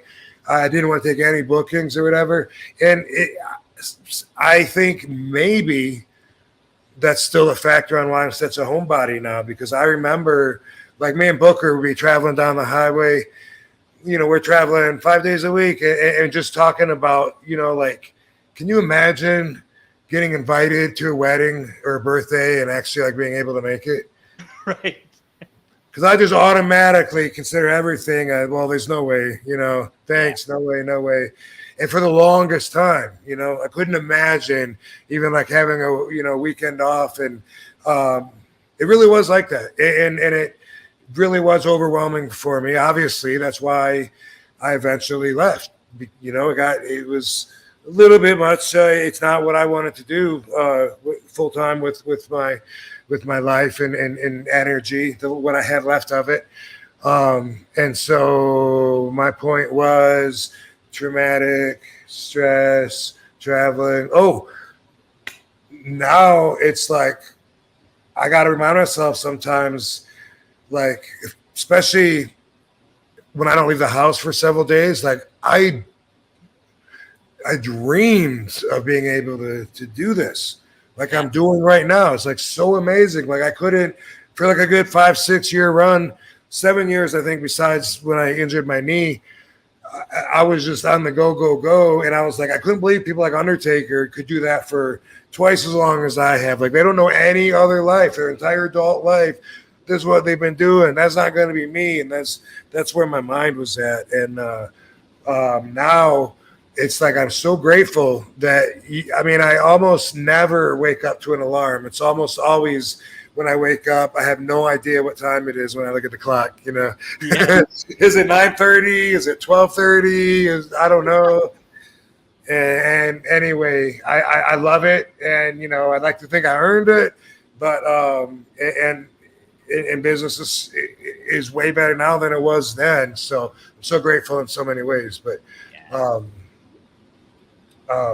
the fuck were we talking about? Well, Seth mentioned the coffee table book. So I would like to do that, sure. And I hope that I do. And I have thought of that for sure. I've definitely thought of different platforms for RVDology, but really like right now, I have it on my YouTube where I do like single standalone episodes for one subject. And I can't even get around to doing that. But I always think I'm going to, like I really thought, like I thought yesterday that I was going to do that today. Like I got like 3 or 4 in mind, and I always think I'm going to do it, but it's never the right time, Yeah. That's how my list goes. It's like that revolving sushi at those restaurants. No. It's going to come around again, Yeah. That's how a lot of really big, important projects are for me, where I just know, like, boom, this one can't fail. People are going to love it, and boom. And the longer I wait on a lot of those, the less original they become, which is something I've learned. Other people start doing things that are offensively close to it. It's like, oh, damn, that's kind of like my idea, taken to a different way. And that happens. That's part of it, but it doesn't stress me out anymore. I used to think, like, got to do this, got to get it out, need it by now. And now it's just like, so what if I rented an office for like 12 months and sat in an office to write 65% of a script and I've never gotten back to it? So what? Maybe I will, maybe I won't. Yeah. And that's just an experience too, just doing it, even if sometimes you don't finish it, just putting stuff out there is like, even if that wasn't my original goal. My original goal is to share it so other people could see this, in a live action. But I also feel like I'm just going to be around forever. And I always feel like whenever the older years come, I don't know what age that is, but I always figured that eventually I would get old and stopped wrestling. And then I just pictured me wearing glasses and having white hair, and figured that I would have so much to do then. Like I would never run out of opportunities, especially if I want to be a writer, or if I want to be a different kind of producer, you know, in some of the fields that I have experience in now, or by the time I reach that age. But that's something too, you know, like a lot of people would call it procrastinating, like my dad. But that's just, I know that about myself, and I'm okay with it. Creative people tend to procrastinate a little bit more too. I do that all the time. There's so much stuff that I have I want to do, and I'm like, oh, I'll get to it, or I want to write a book. I want to do all this other stuff, and it's always in my head, but it's just like, oh, I'll get to it when I get to it. Kind of thing. So I live with the fact that it's possible some of the stuff maybe I won't ever get to it. You know, just don't know. It's just like whenever, if you feel like doing it, you do it. I feel like I've accomplished a lot. That's one advantage I have over maybe a lot of people that haven't, you know, quite been fulfilled by living their dreams or chasing their goals or something like that. You know, I definitely think that gives me some leverage to where I can say, hey, what do you want from me? Hey, look what I did here. Look what I did here with this. What am I giving you? With this 190-pound Battle Creek barbarian body. Nancy, how much do you bench? Right. Bitch, you want to do a squat off? Yeah. Sheik told me that one time too, and it's an inside joke for me and Sabu, like forever. This was before that, because that was 91, December 91 when I went to Jamaica. And this would have been, just a year. It would have been in 90. We're training in the backyard. And Sheik's got all this oil. He's rubbing all over himself, getting sun while we're training. And he looked at me and he said, "You need to start doing some of these arm things." And I was, of course, just, you know, same feeling. My ego was insulted, just the same. And Sabu knew that I worked out and stuff, and that, you know, so he always still sometimes will say that to me. You need to do some of those arm things. Do some of those arm things. That will be funny forever. Yeah. Oh, that's great. Like I do. He's like, maybe you're not doing it right. I thought I looked good. Get those power cuffs, the DDP power cuffs. I even had the tank top because I knew I looked so good. Wearing the wife beater everywhere. Yeah. Imaginary lat syndrome. Can't fit through the doorway. You got to go sideways, guys.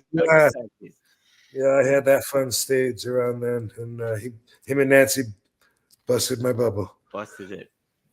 Cameron Brock, thanks for the $5, and then thanks for the $10 afterwards. He says, I work at a dispensary in Baltimore, and normally I bring smoke or vapes to give out when I meet wrestlers. Is that weird, or do people give you vapes all the time? Thanks, guys. Do people give you vapes just to give you vapes, Rob? It happens often, more so like pre-rolls, and I always try and put that out there, you know, that I prefer pre-rolls to everybody.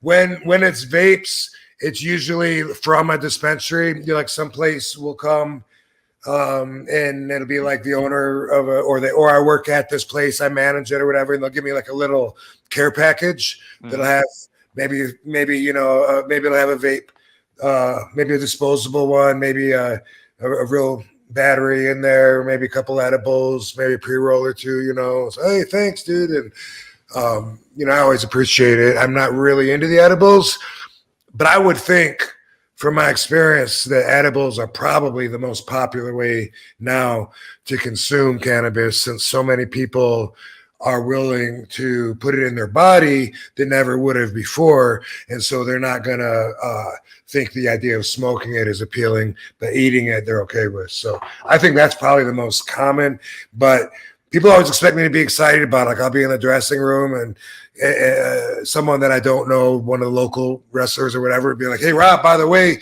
I make brownies for everybody. So I'll be bringing some after intermission, you know. I'm like, oh, all right, cool, dude. You know, but I'm not going to probably have one. Probably not going to have one. We'll tell him that later if it times out that way. Yeah, right. I might even see him, but people expect, like, fuck yeah, man, we got. Oh yeah, let's do it. And I get it, and it's enjoyable for everyone. I think that's awesome that people are willing to let it into their life to see if it helps them or not. Yeah, 100%. LTO Charlie 2.0 Australian 799. Thank you. He says, RVD, can you wish happy birthday to my uncle Donkey King Kong Guti Grown from Peru? He is your #1 fan. Thank you, mate. Donkey King Kong Guti.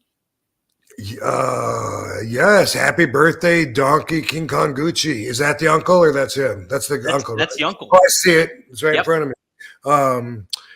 Absolutely. Happy birthday to Donkey King Kong Gutty Grown. Dude, from Rob Van Dam. Got you your own free cameo right here on One of a Kind. Well, probably wasn't free, I guess, but it's not, what they charge on Cameo, but that's a really personal message. Anyway, more on that later, but we all do cameos. That's a really cool thing. That's the one that seemed to survive. Like, there's been so many different companies that popped up. Memo, it was Celeb VM before that. One is called Thrills. All these platforms to kind of try to do the same thing where someone's buying a personal video message, and man, Cameo just crushed it, Yeah. How much do you like doing those? It's got to be pretty fun to kind of just do it.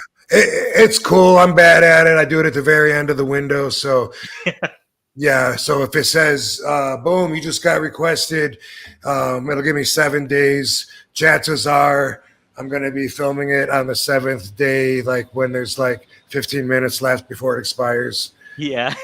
Not on purpose, but always, like, whenever I look at it, that's the choice my mind makes. It's okay, I got time. I'll do that later. And I knocked out like 5 the other day, which I was so proud of myself because I never do that. And then sometimes I notice that I miss their birthday because it's been sitting there for 6 days. And oh shit, they said their birthday was fucking May 14th, and I should have done this, but that's kind of on them because they didn't do it in advance enough to where it worked out with my procrastinating system. And you know what, too? It's always nice to get a late birthday gift, I think, too. Yeah, I always say, hey, I'm still celebrating, dude. Yeah, that's a good way. Yeah, what a great way to put it. Yeah, and I am. Yeah. But if I see the dates, then of course I do them. If I look, you can say, oh shit, I got to do this one tonight. Or there's something there's a rush service they can do where you got to do it within 24 hours. So there's shit like that. Okay. But yeah, a lot of times they don't put the date there, and I wish they would, because then I would know how important it is. And then I might not always push it to the back and say, oh, I'll look at it tomorrow. Why do today what you can put off till tomorrow? That's it, right? That's it. And I find too, procrastinating, I work better under pressure when it happens. Yeah, that's, gotta have it. Mm-hmm. I'm addicted to it. I'm addicted to putting things off. Addicted to pressure. Well, I got a helicopter above me, if you can hear that. I live right by a hospital, so people get life from it all the time. It reminds me of MASH. I used to watch that. Yeah, I'm in MASH, baby. Your radar. You hear the fucking I'm radar, yeah. I'm radar. Radar O'Reilly. Yeah. Yeah. I got that song in my head, too. Yeah, I'm not that musical, right? We talked about that. Aye. Blue Meanie says, Go ahead. Blue Meanie says, there's a great doc, Waldo on Weed, that a parent's decision to give their child CBD oil to combat the side effects of chemotherapy. How about that? Waldo on Weed. I wonder if is that new? I wonder too. I've never heard of it before. Yeah, the one that was the first one that really, first time I think any of us really even heard of CBD. I don't know if you'll remember this or not, but it was called Charlotte's Web. Yes. Yeah. And there was this little girl. She'd have all these seizures several times every single day. And then her dad would give her CBD, and all of a sudden it stopped, or it might be once a week or something. And then the Sanjay Gupta, who's the head researcher in the country on the subject. He'd always been against marijuana. He always believed in all the misinformation. And then through this experience with Charlotte's Web, he realized that that wasn't the truth at all about it. He realized it is medicinal, and then he made it his goal to undo the damage that he'd been doing by fighting the wrong fight. So Sanjay Gupta is his name, and he's been, real proactive about trying to educate people on CBD. With Charlotte's Web, the little girl, her parents got so much shit because everyone thought they were giving their underage daughter marijuana. Yeah. They didn't know anything about it. Nobody really did. It used to be like really thick black oil. That's the first CBD I had with Charlotte's Web. Really? Yeah, it used to be like made with butane, and the whole process was so primitive that compared to now, it's like night and day. Like now, they've refined it to where you don't have to use all these nasty chemicals to process it and to get all the concentrates blasted off of the plant. And now, just like anything else, it's McDonaldized to where we're, cookie cutter everywhere. But anyway, Sanjay Gupta, he's the guy. If you don't know about it, look him up. All right. I've heard him before. I've heard of his name before, actually. So I'll have to take a look. And then Meanie said that documentary came out, Waldo on Weed came out in 2019. So okay. Relatively cool. I'll check it out, make sure I've seen it. Yeah. Another super chat. Thank you. Roger just wanted to wish us a happy 1-year anniversary to the podcast. RVD is the GOAT. Awesome. Thank you, Roger. Yeah. Roger's got the same last name as Joe Howland. Yeah. Can't help but notice that. Hopefully Joe will be on next week. And, we could show some of the outfits, but I didn't think of it before, or else I would have it set up. But next week we'll do it, and if for some reason Joe can't do it, we'll just do it anyway. But we'll figure something it's been a while. Yeah, but man, they did some good jobs. I'm looking forward to wearing the actual outfit once Joe airbrushes it. I'm excited to see them. I haven't seen any of them yet. So. Yeah. Were you saying you're supposed to do you texted me something that maybe you're supposed to read something? Oh shit, yeah, we got to do like a little Blue Chew. We can do it right now actually. It's like a 15-second thing where we just basically I'm almost done already. Yeah, right? Yeah, so we're just talking about Blue Chew and like 7 6 5 just use promo code Blue RVD and RVD you get 20. First trial of Blue Chew. Only pay $5 shipping, guys. BlueChew.com. Chew it and do it. How many do you get? Just one? I think you get a trial? pack. I think you get a pack of them, like maybe 5. I don't know. What you're talking about? I'll have to figure that out. Interesting. Seth's trying to cause some controversy here. Blue Meanie Chew. Blue Meanie Chew. Blue Meanie Chew. Chew it and do it. RVD, promo code RVD. Help the podcast and get your red life a little bit more exciting. How about that? Hey, get that shit on. Yeah. Okay, Seth, he says, did Taz give you permission for that black and orange couch? I like the painting, by the way. Yeah, brother, they better not be orange. Hey, I actually told him it's a filter that I do on the Zoom call, so it's not really orange, and he believes me.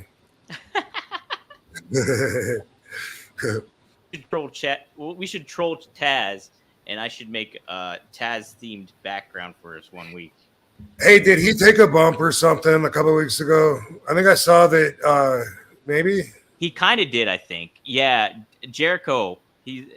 Jericho's been feuding with Hook, and so Taz was getting involved a little bit, and I think Jericho knocked him down, and then Taz stayed down. That was like 3 weeks ago, I think. What did he knock him down with? Forearm or something? No, I think it was. Yeah, I think he just took a shot like to the back of the head or something. Somebody in the chat might know. Hit us up if you know, guys. Oh yeah, Seth says that's going to be dope. I want to see keeping Joe involved all these decades. That's loyalty. Yeah. speaks to it. Yeah, that's amazing that he's been doing all my shit since the very first outfit, and it was just I brought him a plain red outfit, and I said I want to do a silhouette of me doing this kick. Yeah. My leg extended, my other leg folded, just like this. I don't remember if I showed him a photo. I must have. Or maybe I just did the kick, or both. But anyway, boom, on the end of a lightning bolt. A lightning bolt, and me on the end of it doing that. That was what I imagined, and that was what he did. And it was like cool as hell. It was so cool. You should do a new version of it that you can wear too. Right? Yeah, I think that it was on a recent one. Maybe it's this one that everybody colored. Maybe I should. But like a version of it. I think that I saw it, or maybe it was that one that the fan did. I'm not sure. One fan made their own outfit, and it looked like they took that silhouette of me, but then they kind of like almost camouflaged it. It looked like, and then it looked like it was blown up, and there was like a moon or yin or something, and it looked like you couldn't really tell, but I could see it. It's pretty badass, but I'm gonna look for that, and hope, I don't know, maybe we can find a way to share all the outfits. Maybe we'll go through them all like boom, boom, boom, boom. So everyone deserves a bow on the stage for this. Yeah. Put a little. Yeah, we can showcase a little album. Yeah, and even if that one's like not in contention or anything, because you were saying like Joel has a heart, like it's hard to take something that somebody just designed instead of. That's what he said. That's what he said. Yeah, we can just show it even that's. Yeah, it's pretty neat that people are that talented. They're able to do that. Yeah. Power Rangers said Jericho pushed Taz, then he was defeated. Kevin Nash said, "Congrats on 1 year, buddy." Oh, how about that? Nash is tuning in. I didn't know that. How about that? Dude, I fucking hate it. I hate it when people interrupt like I just interrupted you. And I made a point of it recently a couple times. And so now, as soon as I notice that I'm doing it, automatically, like as soon as I start to talk, I'm inside my brain saying, "You fucking asshole. You think what you got to say is more important than what he's got to say? Like he can't wait. You got to fucking talk over him right now. He's fucking talking, asshole." But at the same time, my mouth is going through with it anyway, and then I'm just like hating myself as I'm talking. Hey, Kevin Nash, and then I'm like, asshole. That could have waited. The thing is, though, is it's tougher too when you're doing it via screens. Like if we're doing something together, like in person, it usually doesn't happen that much. I don't think as much.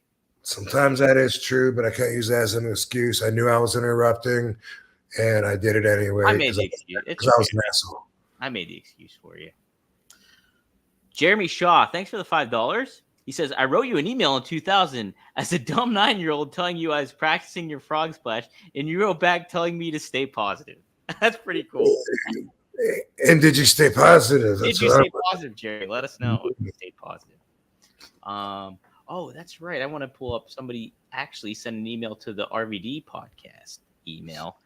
Did I talk about the email that I got from Chris Canyon? Or no, the actual mail? No, talk about that.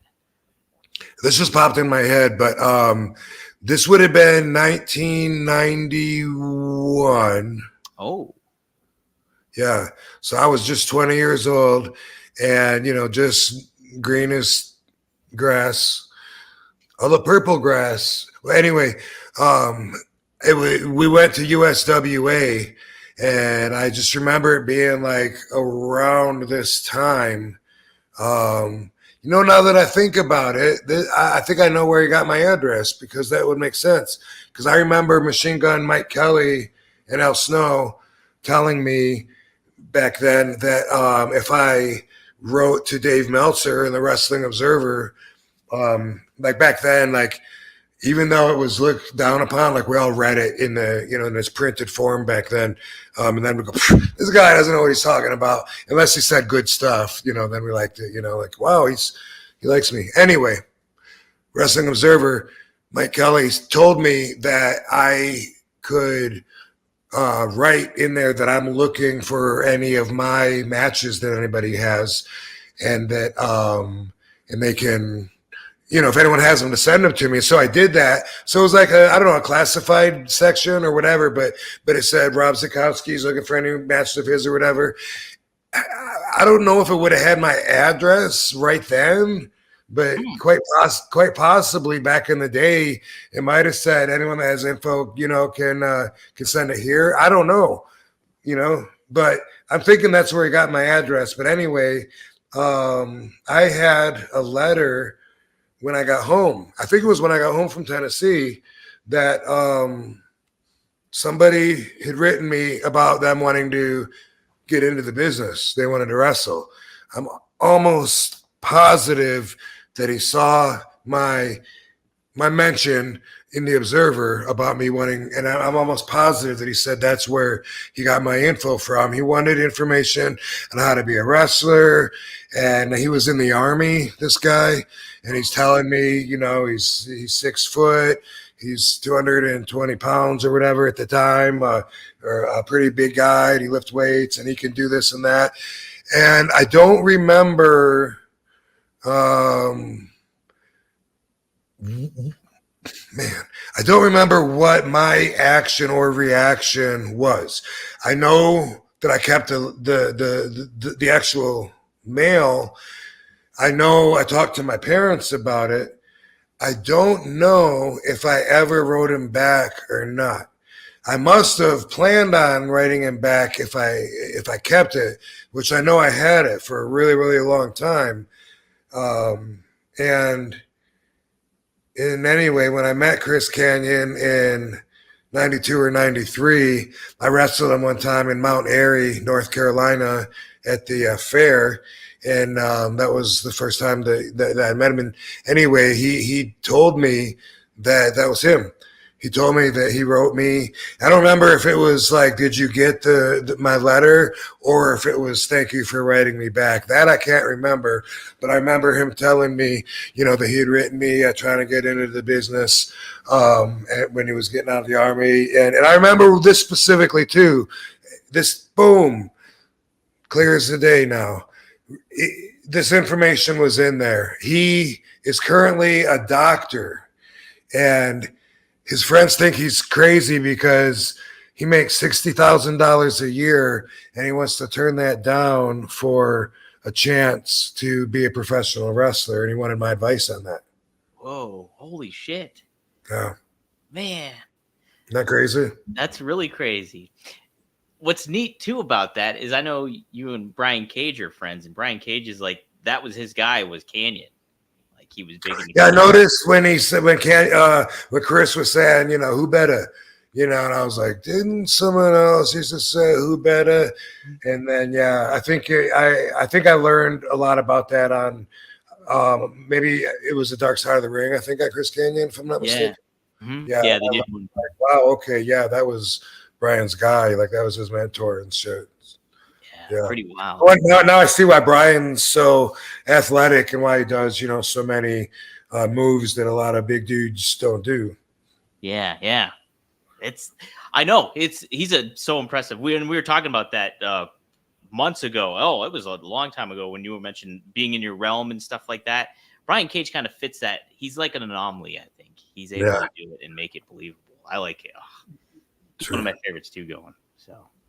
Yeah, very, very talented. I won't be surprised if he's at the top of the industry someday, whatever that means. And if he's not, it's just a shame because sometimes that happens. But he's definitely got the talent, the look, everything that it takes. 100%. Hey, and if all else fails, I think he could be the new Wolverine in the Marvel universe. So there you go. Yeah. Jeremy, thanks. He says, it's been a hard time, Rob, so have a smoke for me, good sir. And then he said, your recent RVD Zen on depression and anxiety helped a lot personally. So good to hear.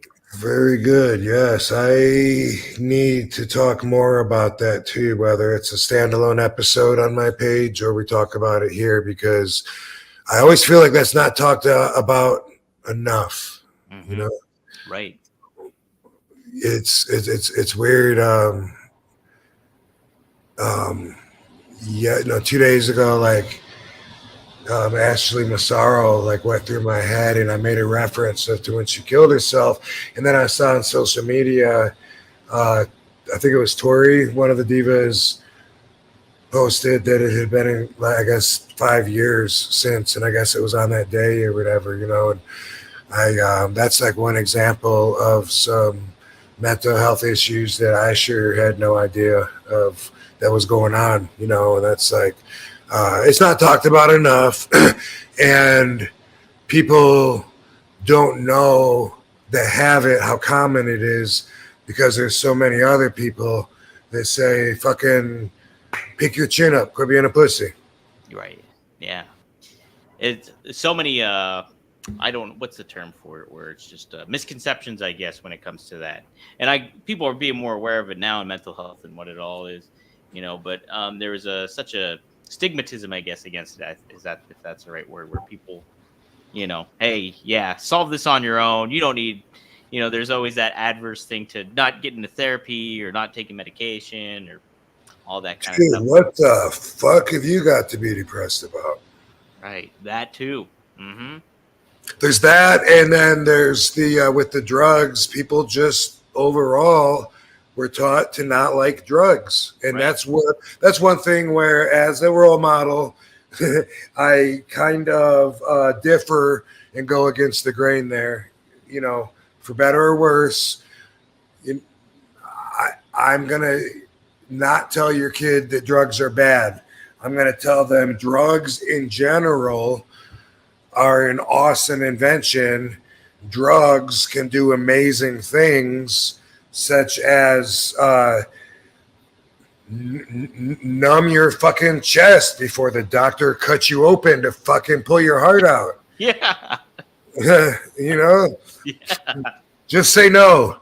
Just say no. Just say no. What a stupid concept. Overall, abuse is bad. Use can be damn good, and it definitely has extended the life and the life expectancy of humans for many, many, many years since the plague came and someone came up with penicillin. You know, just say no. Just say no. No, I don't know. No penicillin, man. Give me this booba. I'll take the bubonic plague. Let me get a side of mumps. And, give me a little bit of polio while you're at it. I'll take polio. There you go. Hook me up with some polio, some fucking mad cow disease. Let's get it all. And so because of that, people that really could benefit from drugs are, I don't want to say are scared to, but choose to not use. Mm-hmm. And I say that's fine. That's up to you. But if you choose to use, it don't mean you're going to abuse. Just because you hear all these crazy stories about people that have to take massive amounts once they start and can't get off it, and then their life goes down the shitter, that doesn't mean you're going to do that, especially if you have a legitimate use and it could really help you through that time and benefit, you know, the quality of your life. I say, boom, thank God for drugs. So, yeah, so trying to relate it like what we were talking about. I had it and I just forgot. Oh yeah, so specifically that includes antidepressants. Man, brain chemistry is everything, and we're all so fucking different, you know. Yeah. There's going on 8 billion fucking people now on the fucking planet. We're all a little different. And when you talk about your brain chemistry, man, you could just be a little tiny bit off on one thing, you know, like your brain should release more dopamine and you should get a little more pleasure than you get. It could be something small like that fucks your whole life up. It keeps you, you know, behind fucking closed drapes and windows in the dark all day, not wanting to go anywhere, and making you wonder why you're so fucking crazy. And it could be something so simple. It could be something you could go, whoop, and you could fucking boom, all of a sudden have the greatest fucking life. Right. Is it possible you get addicted? Sure. Is it possible that you get hooked on Prozac and you start drinking and taking Prozac and get suicidal thoughts. Some people have.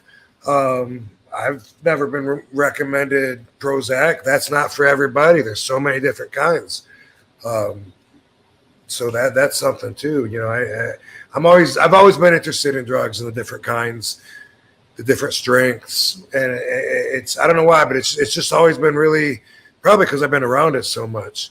But it's always just been really interesting. You know, like I mentioned, when people talk about something like Vicodin, and during the flares last week when I got cut off, at one point I was asked about would I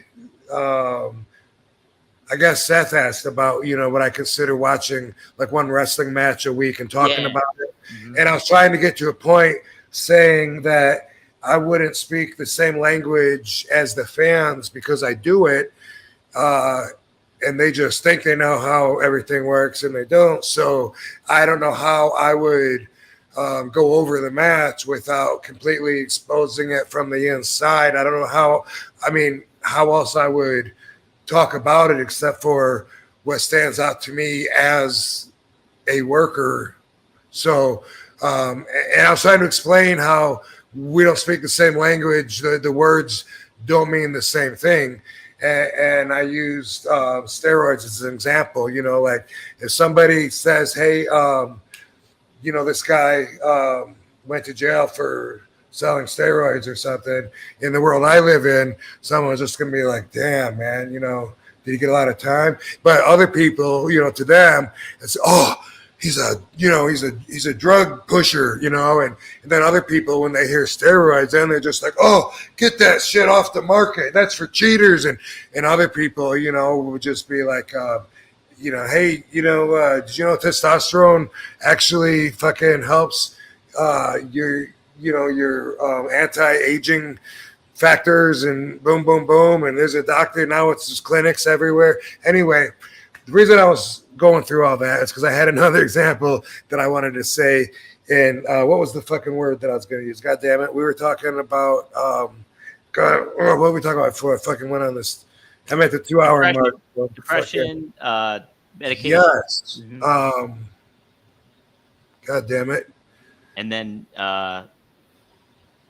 Seth talking about you, watch a match a week or something. Okay.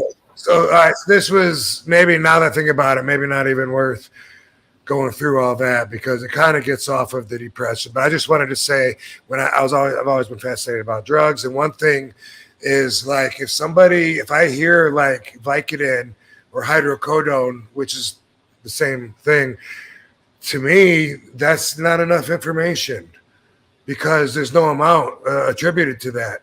Even if you talk about a number of hydrocodones or of Vicodins, just because that's such a part of my world, like I hear it differently than someone else, a regular person outside of the business or whatever might hear, wow, he said he takes 5 Vicodin in the morning before his morning workout.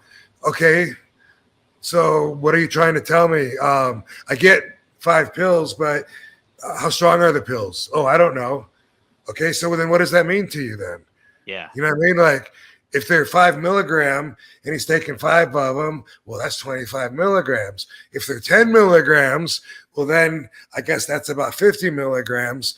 You know, they could be 7.5. When it comes to Percocets, they come in anywhere from as low as 5 that I know of, 5 milligrams, and as high as like 80 fucking milligrams in a pill. But people, it's not part of their world, part of their language. It doesn't translate the same way. If they're like, man, how many Percocet do you think I can buy, you know, for $30? It's like, what strength are you? I mean, you know, you get what I'm saying, right? Yeah. Yeah, that's like there's more details behind right, it. Right. Yeah. So for a lot of people, you know, when it comes to antidepressants, they just hear addictive pill and they hear suicide. It's been associated with Prozac and drinking, but there's so many. I don't even know, but I'm trying to think. Wellbutrin. I think Xanax is borderline antidepressant. The Lexapro. Lexa, yep. Alexa, that's the one I'm on. Is Alexa. Okay, yeah.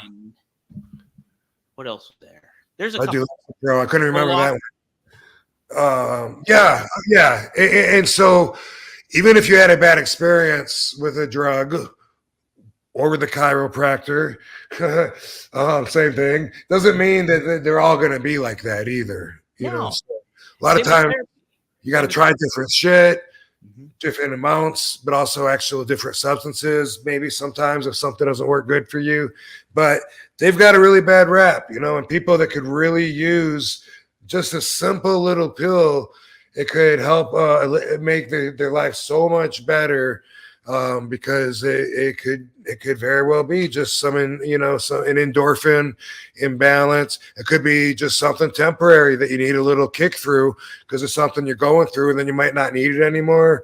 You might always need it, whatever. But that's a lot of people will be like, well, I don't want to have to fucking always take that shit. Is it that hard, or just because you were brought up to just say no, drugs are bad? Because as far as I know, the older people get, the bigger the handful of pills that they swallow looks. Right. You know? The bigger that container gets, the weekly container, it's like how many pills you have in there. I remember looking at my grandma's shit one time, and I was like, oh my God, you swallow all that?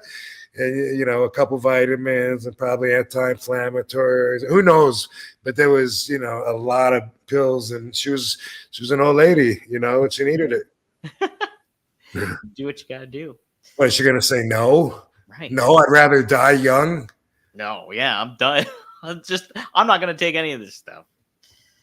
And like with the medication, it's like people, when with depression, you look at it as almost, the conventional way to think about it is it's a weakness. It's a sign of weakness. You're not able to do it on your own and stuff like that, I think is another misnomer about it, where it's just like what you said is like, it could just be just through this one little tiny thing that your brain is not connecting and things like that. And something can help you out with that. So, and then, just balance it out with your core things, your core life stuff. Are you sleeping enough? Are you eating enough? Are you working out? There's socializing enough?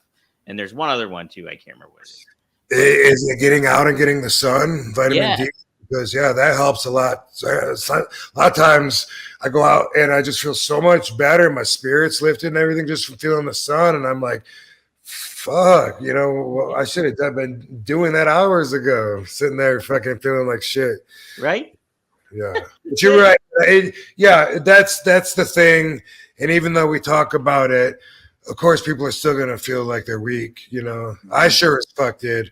That was one of the hard, and I was weak. You know what I mean? I couldn't even, my voice was so weak. It was like crackly. And I was like at the rock bottom of the most depressed that I've been up to that point. And fortunately, I haven't been there since then either. So hopefully that stays my rock bottom. But man, I remember once I finally had, and you know what, Ashley fucking talked me into into doing the call and getting on antidepressants. And really? Yeah, she wasn't the only one, but she was a big part of it. I was talking to her during that time, and she was on it, and she was just like, it takes 2 weeks, it kicks in. You don't have to worry about bursting out in tears out of nowhere. You didn't know that was going to happen. And I was dealing with all this stuff. People might have heard me talk about this, but there was the divorce. There was my dad dying. There was my little dog dying. And then there was like all this stuff in a short amount of time. And then I was like all by myself, and I got really depressed. And she was a big part of me, feeling like, all right, I got to do something. This ain't cool. And that was so hard to get the phone and make that call. And it took several days, several attempts at dialing the whole number without hanging up. Really? Oh, it took you. Oh, wow. Yeah.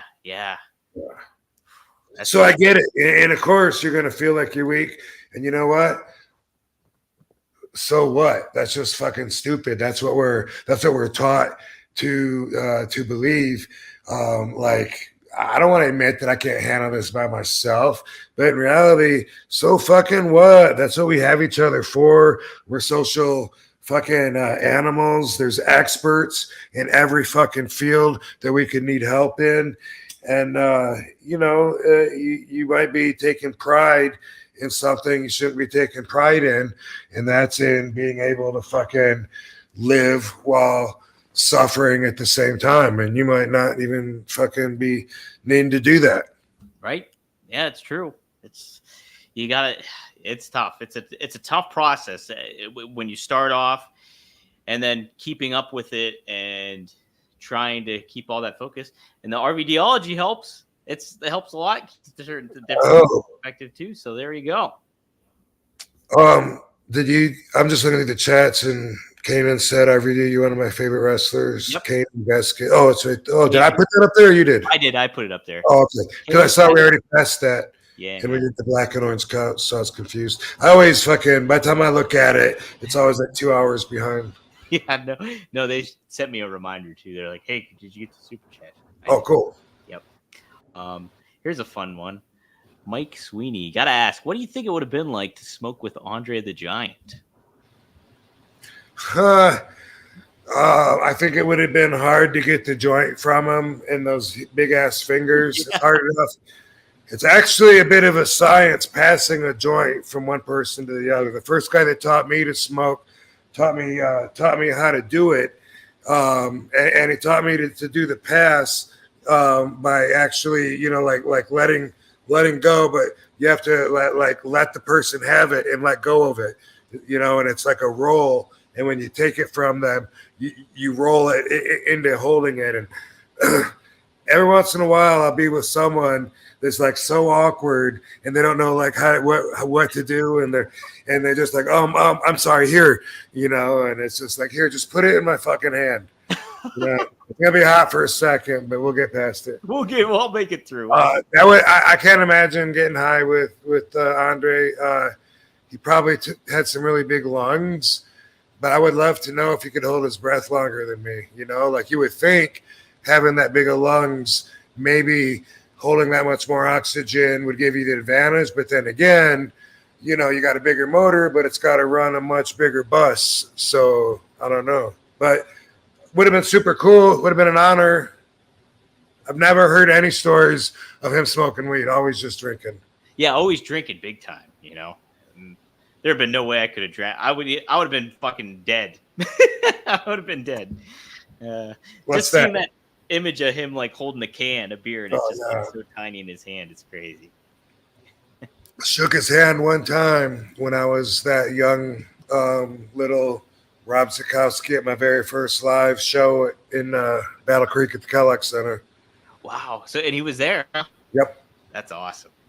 Yep. When Miss T said, "You like wrestling so much, you should work out. You should do some of these arm things." Do some of those arm things. Yeah. And when you're 18, I can get you in. And then I was like, whoa, what?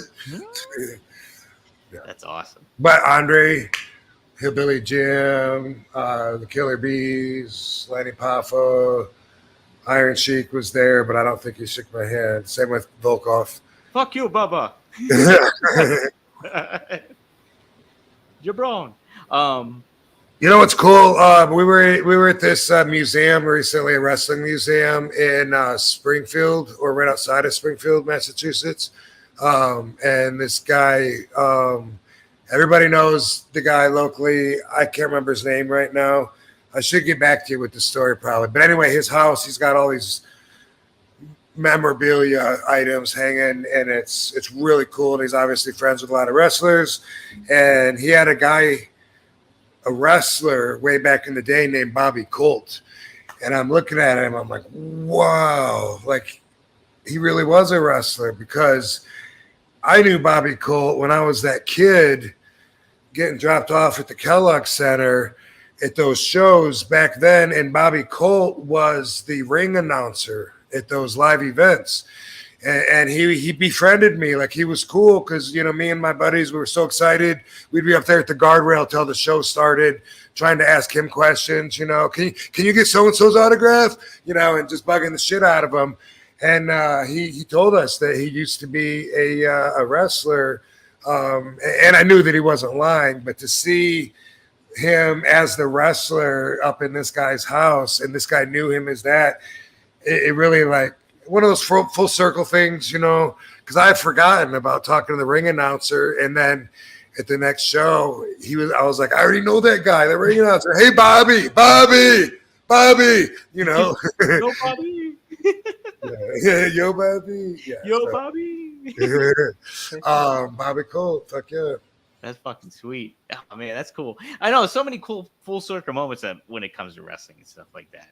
Or life in general. Yeah, life in general, yeah, exactly. Cool. Well, Rob, I mean, we went 2 hours, man. Do you want to do you have an RVDology you want to do or anything? I feel like I've kicked out so much RVD knowledge in this episode anyway, but yes, I do. Okay. Hey, let's do it then. Boom. I'll try to talk. How could you let me do this with my hair sticking out? You Rob, people. I'm bald. I have no. You all been laughing at me this whole time, and I know it. I have no hair in the game. Shut up! It's not cool. That's true. But so all right. So here's the dealio, guys. I'm always happy to share my perspective, and I know that it always is going to be different than everyone else's because I'm one of a kind. Also, because I stand out like that, and I'm proud of the values that I follow, and a lot of that is what makes me stand out. Not everybody is proud of all of their qualities. People that are hypocrites, for instance, that tell you not to do one thing, but then they really do it behind closed doors.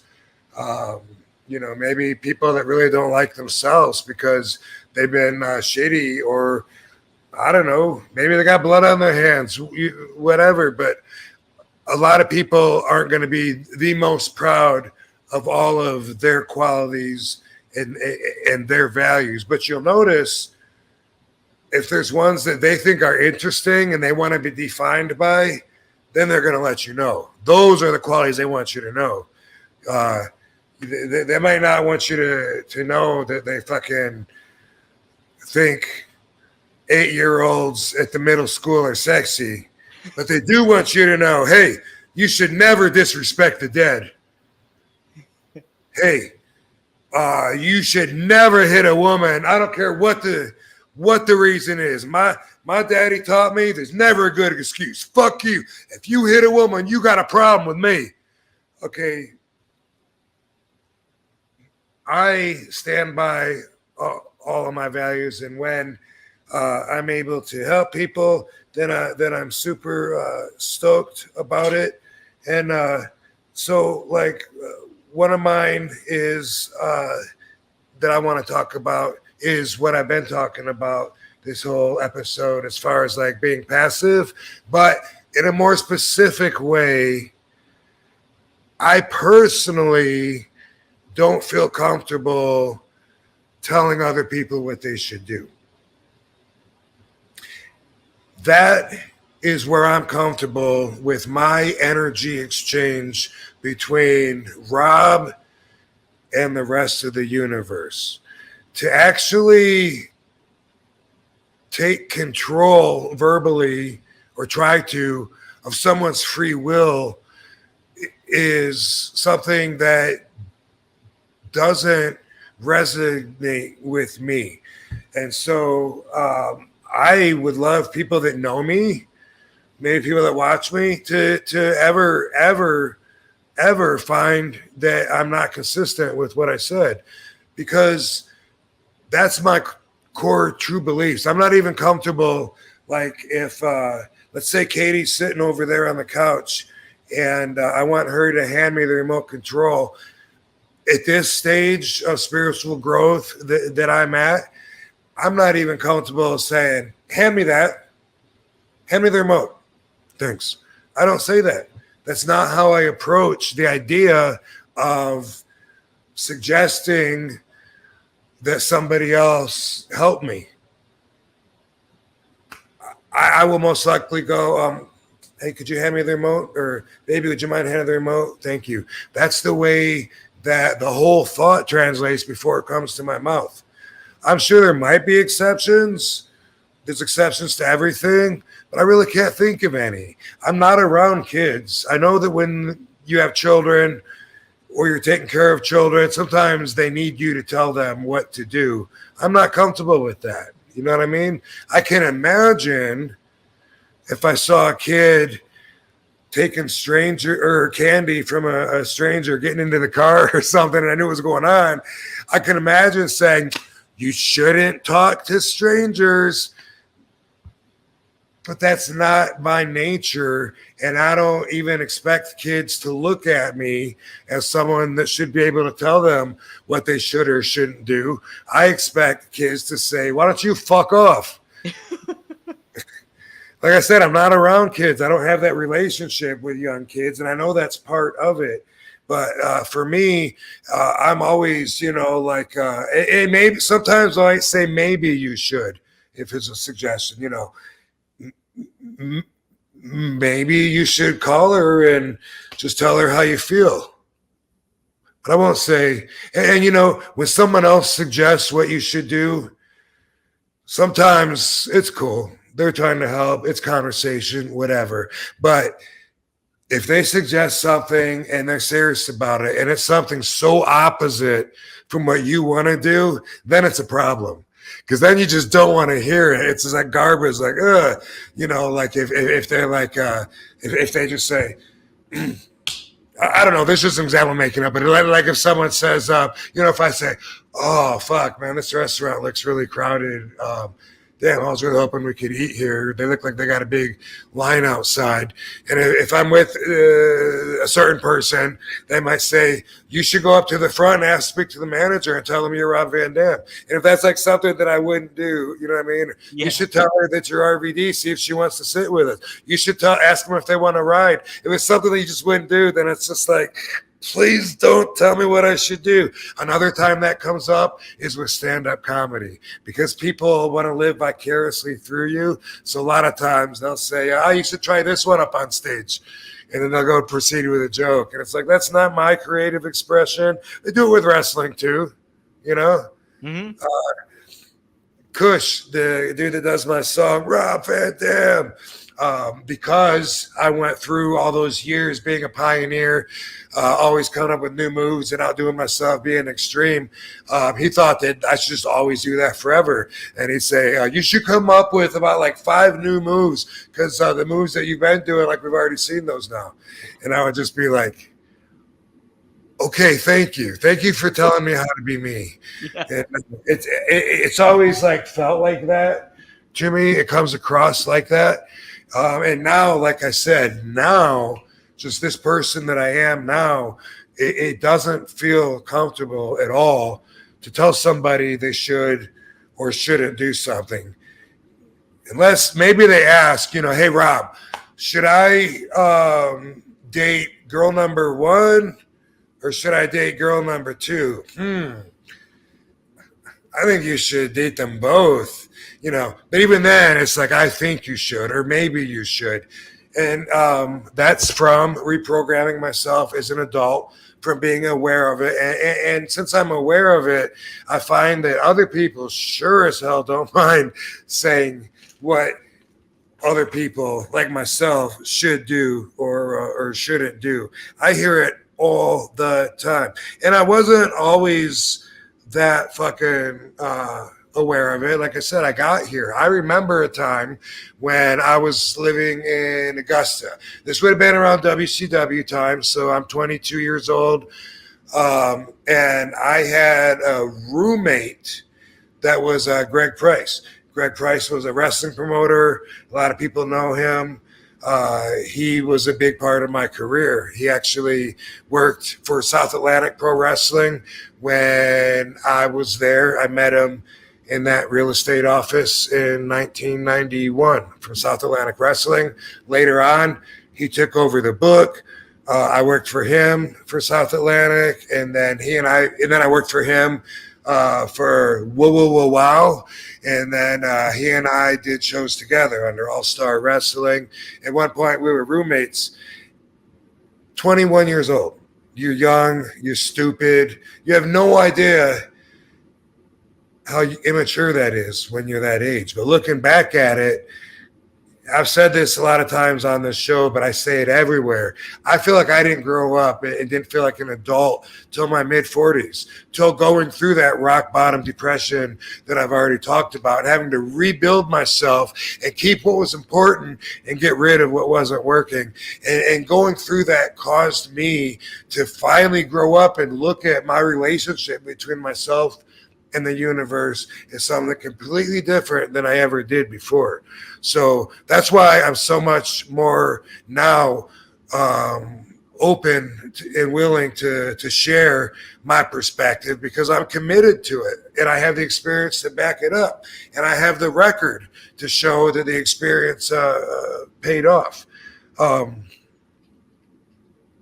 Back then, I contributed, but I had a friend, Scott, that would come over, and Scott, he would come over to hit the water bong or whatever. Scott, let's put him over. Scott Cross. How you doing, Scott? Hey, Scott. Hey, Scott. He's in Jacksonville now. But back then, when we were young, Greg was overweight. And, man, I just remember Scott giving him shit for it. Like every day, he'd be like, oh, look at you, man. How could you let yourself get like that? Like, dude, you should fucking get to the gym. If I were you, I'd fucking start exercising right away before it's too late. Like, you really don't give a fuck that you look like that? Like, you should give a fuck, you know? And, you know, one, it's really, really rude. Two, kids are like that. Young adults are kids, whatever. All I'm saying is, looking back at it, I would never fucking do that now, ever. And even though I was telling you that he was doing it, I feel like, you know, like I came in with my punches here and there. I don't know exactly what I said, and I didn't. I don't know. Maybe I was cool, you know, but maybe it was just Scott. Fuck you, Scott. but I feel like I had that immature mindset anyway, and I just remember him, you know, telling Greg what Greg should do all the time. Like, dude, you should fucking, you're gonna die, bro. Look at you. Like, you should fucking care. You should exercise. You should maybe cut back on the fucking fried chicken. And he got such a kick out of that. But the point to all this is that frame of mind, that kind of person's perspective is entitlement. They feel entitled to tell other people what they should or shouldn't do, and I don't. So I'm not telling you that you shouldn't tell people what to do, but I'm telling you that I don't, and I'm telling you this is the way of the Zen Master RVD. This is one of my ways of RVDology. I don't feel like I should be telling people what they should do. I don't feel like other people should be telling me what I should do. And sometimes maybe they're suggesting an idea. Hey, RVD, you know, you should get a shirt that says, I smoke weed, you know, like, oh, okay, yeah, I never thought about that. Good idea. I'm not going to be offended by those throw out idea kind of things. But when it's somebody that's really suggesting direction, you know, like, she's looking at you. You should buy a drink and have it sent over to her. What you should do. Fuck off. You know. That's how I feel. And another example, and this is where I probably would have fit in before I grew spiritually. Are people still listening, or is everybody waiting? Yeah, we got almost 2,000 people tuning in. Okay, cool. Then good. Hopefully this will help some people. I saw in the comments somebody said you helped my mental health so much, and you know, and boom, dude, that's just it. Just knowing that fucking makes it worth it. So here's an example, and you can see if maybe this is you. Okay, we all have our own ideas of how a person should be. Hence, we have our own core set of values. That's our system. Like I said at the beginning of this topic, people aren't so proud of all of their qualities, all of their values, the standards that they live by. But they really want you to know the ones that they think are interesting, that they think are just fortitude, just, strong enough to where you should be able to respect them for saying it. And they want you to know about those fucking things. Along these lines is where men or boys will tell other men how to be men. And think about it, because this might be you, because I think this probably was me before, but can you imagine telling somebody, dude, if you're just going to stand there and let that guy fucking talk trash and you're not even going to fucking deck him one time, dude, then that's not a man to me. Like, you should fucking pop him right in his fucking mouth.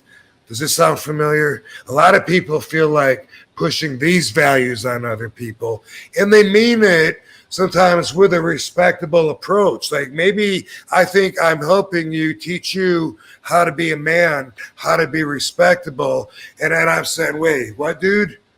Whoa. So you let him untie your shoes and you let him fucking pull your shirt out of your pants and you let him fucking flick your nose, dude, and you didn't fucking do anything, bro? Holy shit. Like, you didn't even, like, come on, dude, you should have at least fucking smacked him. Nothing. Well, guess what? I'm okay with that. You know why? Because I know that we don't all think the same way. Not all of us are physical. Not all of us think, someone fucks with me, bam, I'm gonna fucking settle it. We don't all think with violence. We don't all think with that over-the-top aggression. Some of us are fighters to different extents. And some of us, not our thing. So some of us, when you say, wait a minute, you heard her screaming, you knew she was in trouble, and you didn't feel like you should go do something about it? Well, guess what? I didn't want two of us to be killed. I'm okay with that answer. You were scared? Okay, you know what? Again, if I had a kid, maybe I want to shape and mold my kid to have some of the same values that I do. I don't know. But I don't expect everybody else to be the hero and to want to fucking jump in and bam, you should have fucking grabbed that guy when he was reloading or when he had his back to you. I'm not that guy, and I'm not going to tell you should have done anything. It's not my decision to make. It's yours, and it's your choice, and it's your free will, and I have no desire whatsoever to fucking overtake that and to tell you how to be a better you. Don't tell me how to be a better me. You can imagine it. You can fantasize in your mind over the image of me if only I had the qualities that you wanted me in. Like, you should wear a Speedo. I got you, Clarence. I just thought of that on the spot. But anyway, if you want to follow this value of RVDology, then I welcome you to, and I would look forward to working on it with you. And as I always say, you got to reprogram yourself as an adult. You can't look at the world the same way that you did as a kid. Santa's not real anymore. Your position in the universe isn't the same. And so in reprogramming yourself, awareness is the key. The more you think of something, the more you're aware that it's happening. And that's how you work on it. Give yourself a break. You don't have to... Don't be mad at yourself just because you interrupted Dominic and you hate it when people do that. Don't start saying, you're a fucking asshole, man. He was talking. Fuck. Give yourself a break sometimes. Beat yourself up in private afterwards when no one knows what you're doing. So that's, basically I think I covered everything. Not everyone thinks physically. So if you think, man, I don't know, Rob, can you believe this? this guy came in and he said, I'm robbing the place. Everyone take your fucking wallets out, put them on the table. And this motherfucker, he put his fucking wallet on the table. Can you believe that, man? He should have done something, right? It was one guy, and there was like 6 of them. Not necessarily. He doesn't have the factors that you or I do. He doesn't have that thought process. Maybe he's not a good fighter. Maybe he felt unsure about his chance of getting killed or something. And you know what? I'm okay with everybody not thinking the exact same way that I do. In fact, I'm used to it because I'm one of a kind, baby. Yeah. 4, 3, 2, bang! Rob, you should do more of those arm thingies, though. Yeah, I'm working on it. Yeah, maybe do a little bit more. I'm going to. Okay. That's the plan. I forgot to read Get Blitzed. But, guys, if you like what you see on RVD TV, one of a kind here, go to get-blitz.com and use promo code RVD. You get 15% off. It is Lit Aid, THC Lit Aid, Delta 9, legal in all 50 states. It's Mickey Ray Sinatra and Courtney. They do a great job. They have so many different flavors, from key lime pie to tiger's blood to cherry to blue raspberry, which I have up in my cupboard. I'm still waiting for the right time to take it so I don't freak out by myself or nothing. So going to do that. But, guys, go to get-blitz.com, promo code RVD, 15% off. Getblitz.com, guys. So cool. Real quick, I saw this one in the chat real quick. Does Rob have any experience or advice of getting off Valium or any benzo after being a long-term dependent, says MZ? You have any advice on that, Robert? Not only do I not, but I can't offer actual doctor's advice. You need to do it with a professional. And everybody's brain chemistry is different. You know what I mean? So sometimes, you quit cold turkey and it's like kicking a leg out from underneath somebody. They're used to it being there. They depend on it for balance. Then it's not there. Boom, they crash and the system's not ready for that big void. And so some stuff has to be done gradually. I can't say at what pace to do anything specific really for anybody specific because we're all different. And when it comes to anything, and Valium included, some of us might need it long term. Some of us might always need it. Honestly, I'm okay with that. If you're not okay with it, and I get that, sometimes you just want to get off something, give your body a break, be fresh, whatever. That's cool. Get a doctor's help if you've been doing it long time, because like I said, when you are physically dependent on something being there, it can't just all of a sudden not be there anymore, and you maintain balance. So get a plan together and make sure you're getting it off of it for the right reason, because some people need shit long term, some short term, some always, and some not at all. So there's not a piece of advice that works for everybody. Absolutely. Yeah. Definitely consult with a doctor and see the best route to take on it. You don't want to just do cold turkey. You don't want to do anything like that before you know all the right knowledge that you need to know. So there you go. So cool. Right. Heck yeah. We talked about a lot of good shit in this. We covered a lot of good shit, man. we some great ground, from wrestling to philosophical to life study stuff. Good. It's been a good episode. What a way to celebrate 1 year, Rob. We encompassed the whole aspect of the show, I think, in this episode. Fucking A. Now I'm motivated to do some more RVDology, especially on the back of seeing the fans comment on how much it's helped them, and just being in touch with the fact that mental health affects so many people, and it's not just getting medicated, but it is. We talked about how I feel about that. But sometimes you're in a situation that is depressing. Sometimes you got to get yourself the fuck out of that situation that you're in. Anybody would be fucked up in your shoes.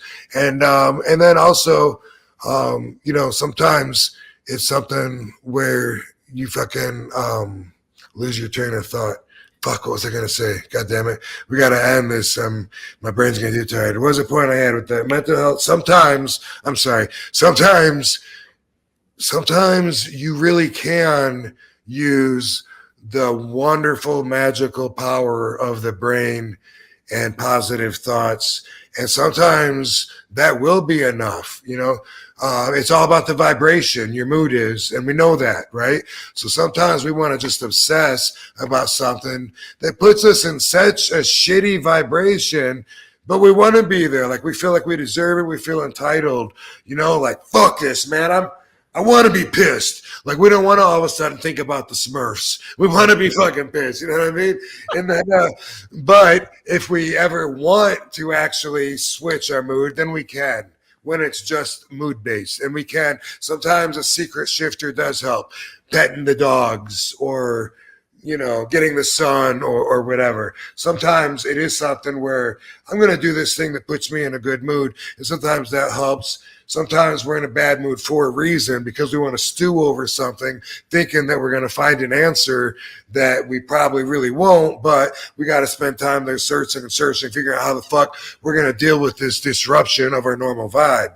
But if you follow the way of our RVDology, it's always about getting that vibe back, increasing your spiritual vibration so that you feel at your best, because then you will be at your best. You'll be perceived at your best. You will have your best life, and you will be experiencing the best that you can when you're at your highest vibration. So that has to do with being in the best mood, thinking the best thoughts, and staying away from the opposite. Yes. Very well said. And man, it's you just learn a lot here. Get a lot here. So we're morphing. Year 2 is all straight up. You're at Dr. Van Dam's. Get on the couch, fucking spread them. Oh wait, you don't spread them. I haven't started next year yet. We got to look it up. I don't have my degree yet. You're working on it. You're working. Yeah. Keep it close in the meantime. Right. If you do like what you're seeing, be sure to give us 5 stars on Apple iTunes or Spotify, wherever you listen to us. Go to the RVD's YouTube channel, The Real RVD. You can check all new episodes every Monday at 4:20 at rvdtv.com. They drop every Monday at 4:20, and then every other week. So this coming Tuesday is going to be right down the middle, episode 2 with Bill Alfonso. Check it out. Fonzie's going to be on the show. We'll do a live recording of that, so tune into that on rvdtv.com. Otherwise, go to RVD 420 and check out those the new glass that Rob has, based off his attire and stuff like that. So very cool stuff. And like Rob said too, oh my gosh, what was the name of the Kratom website again, Rob?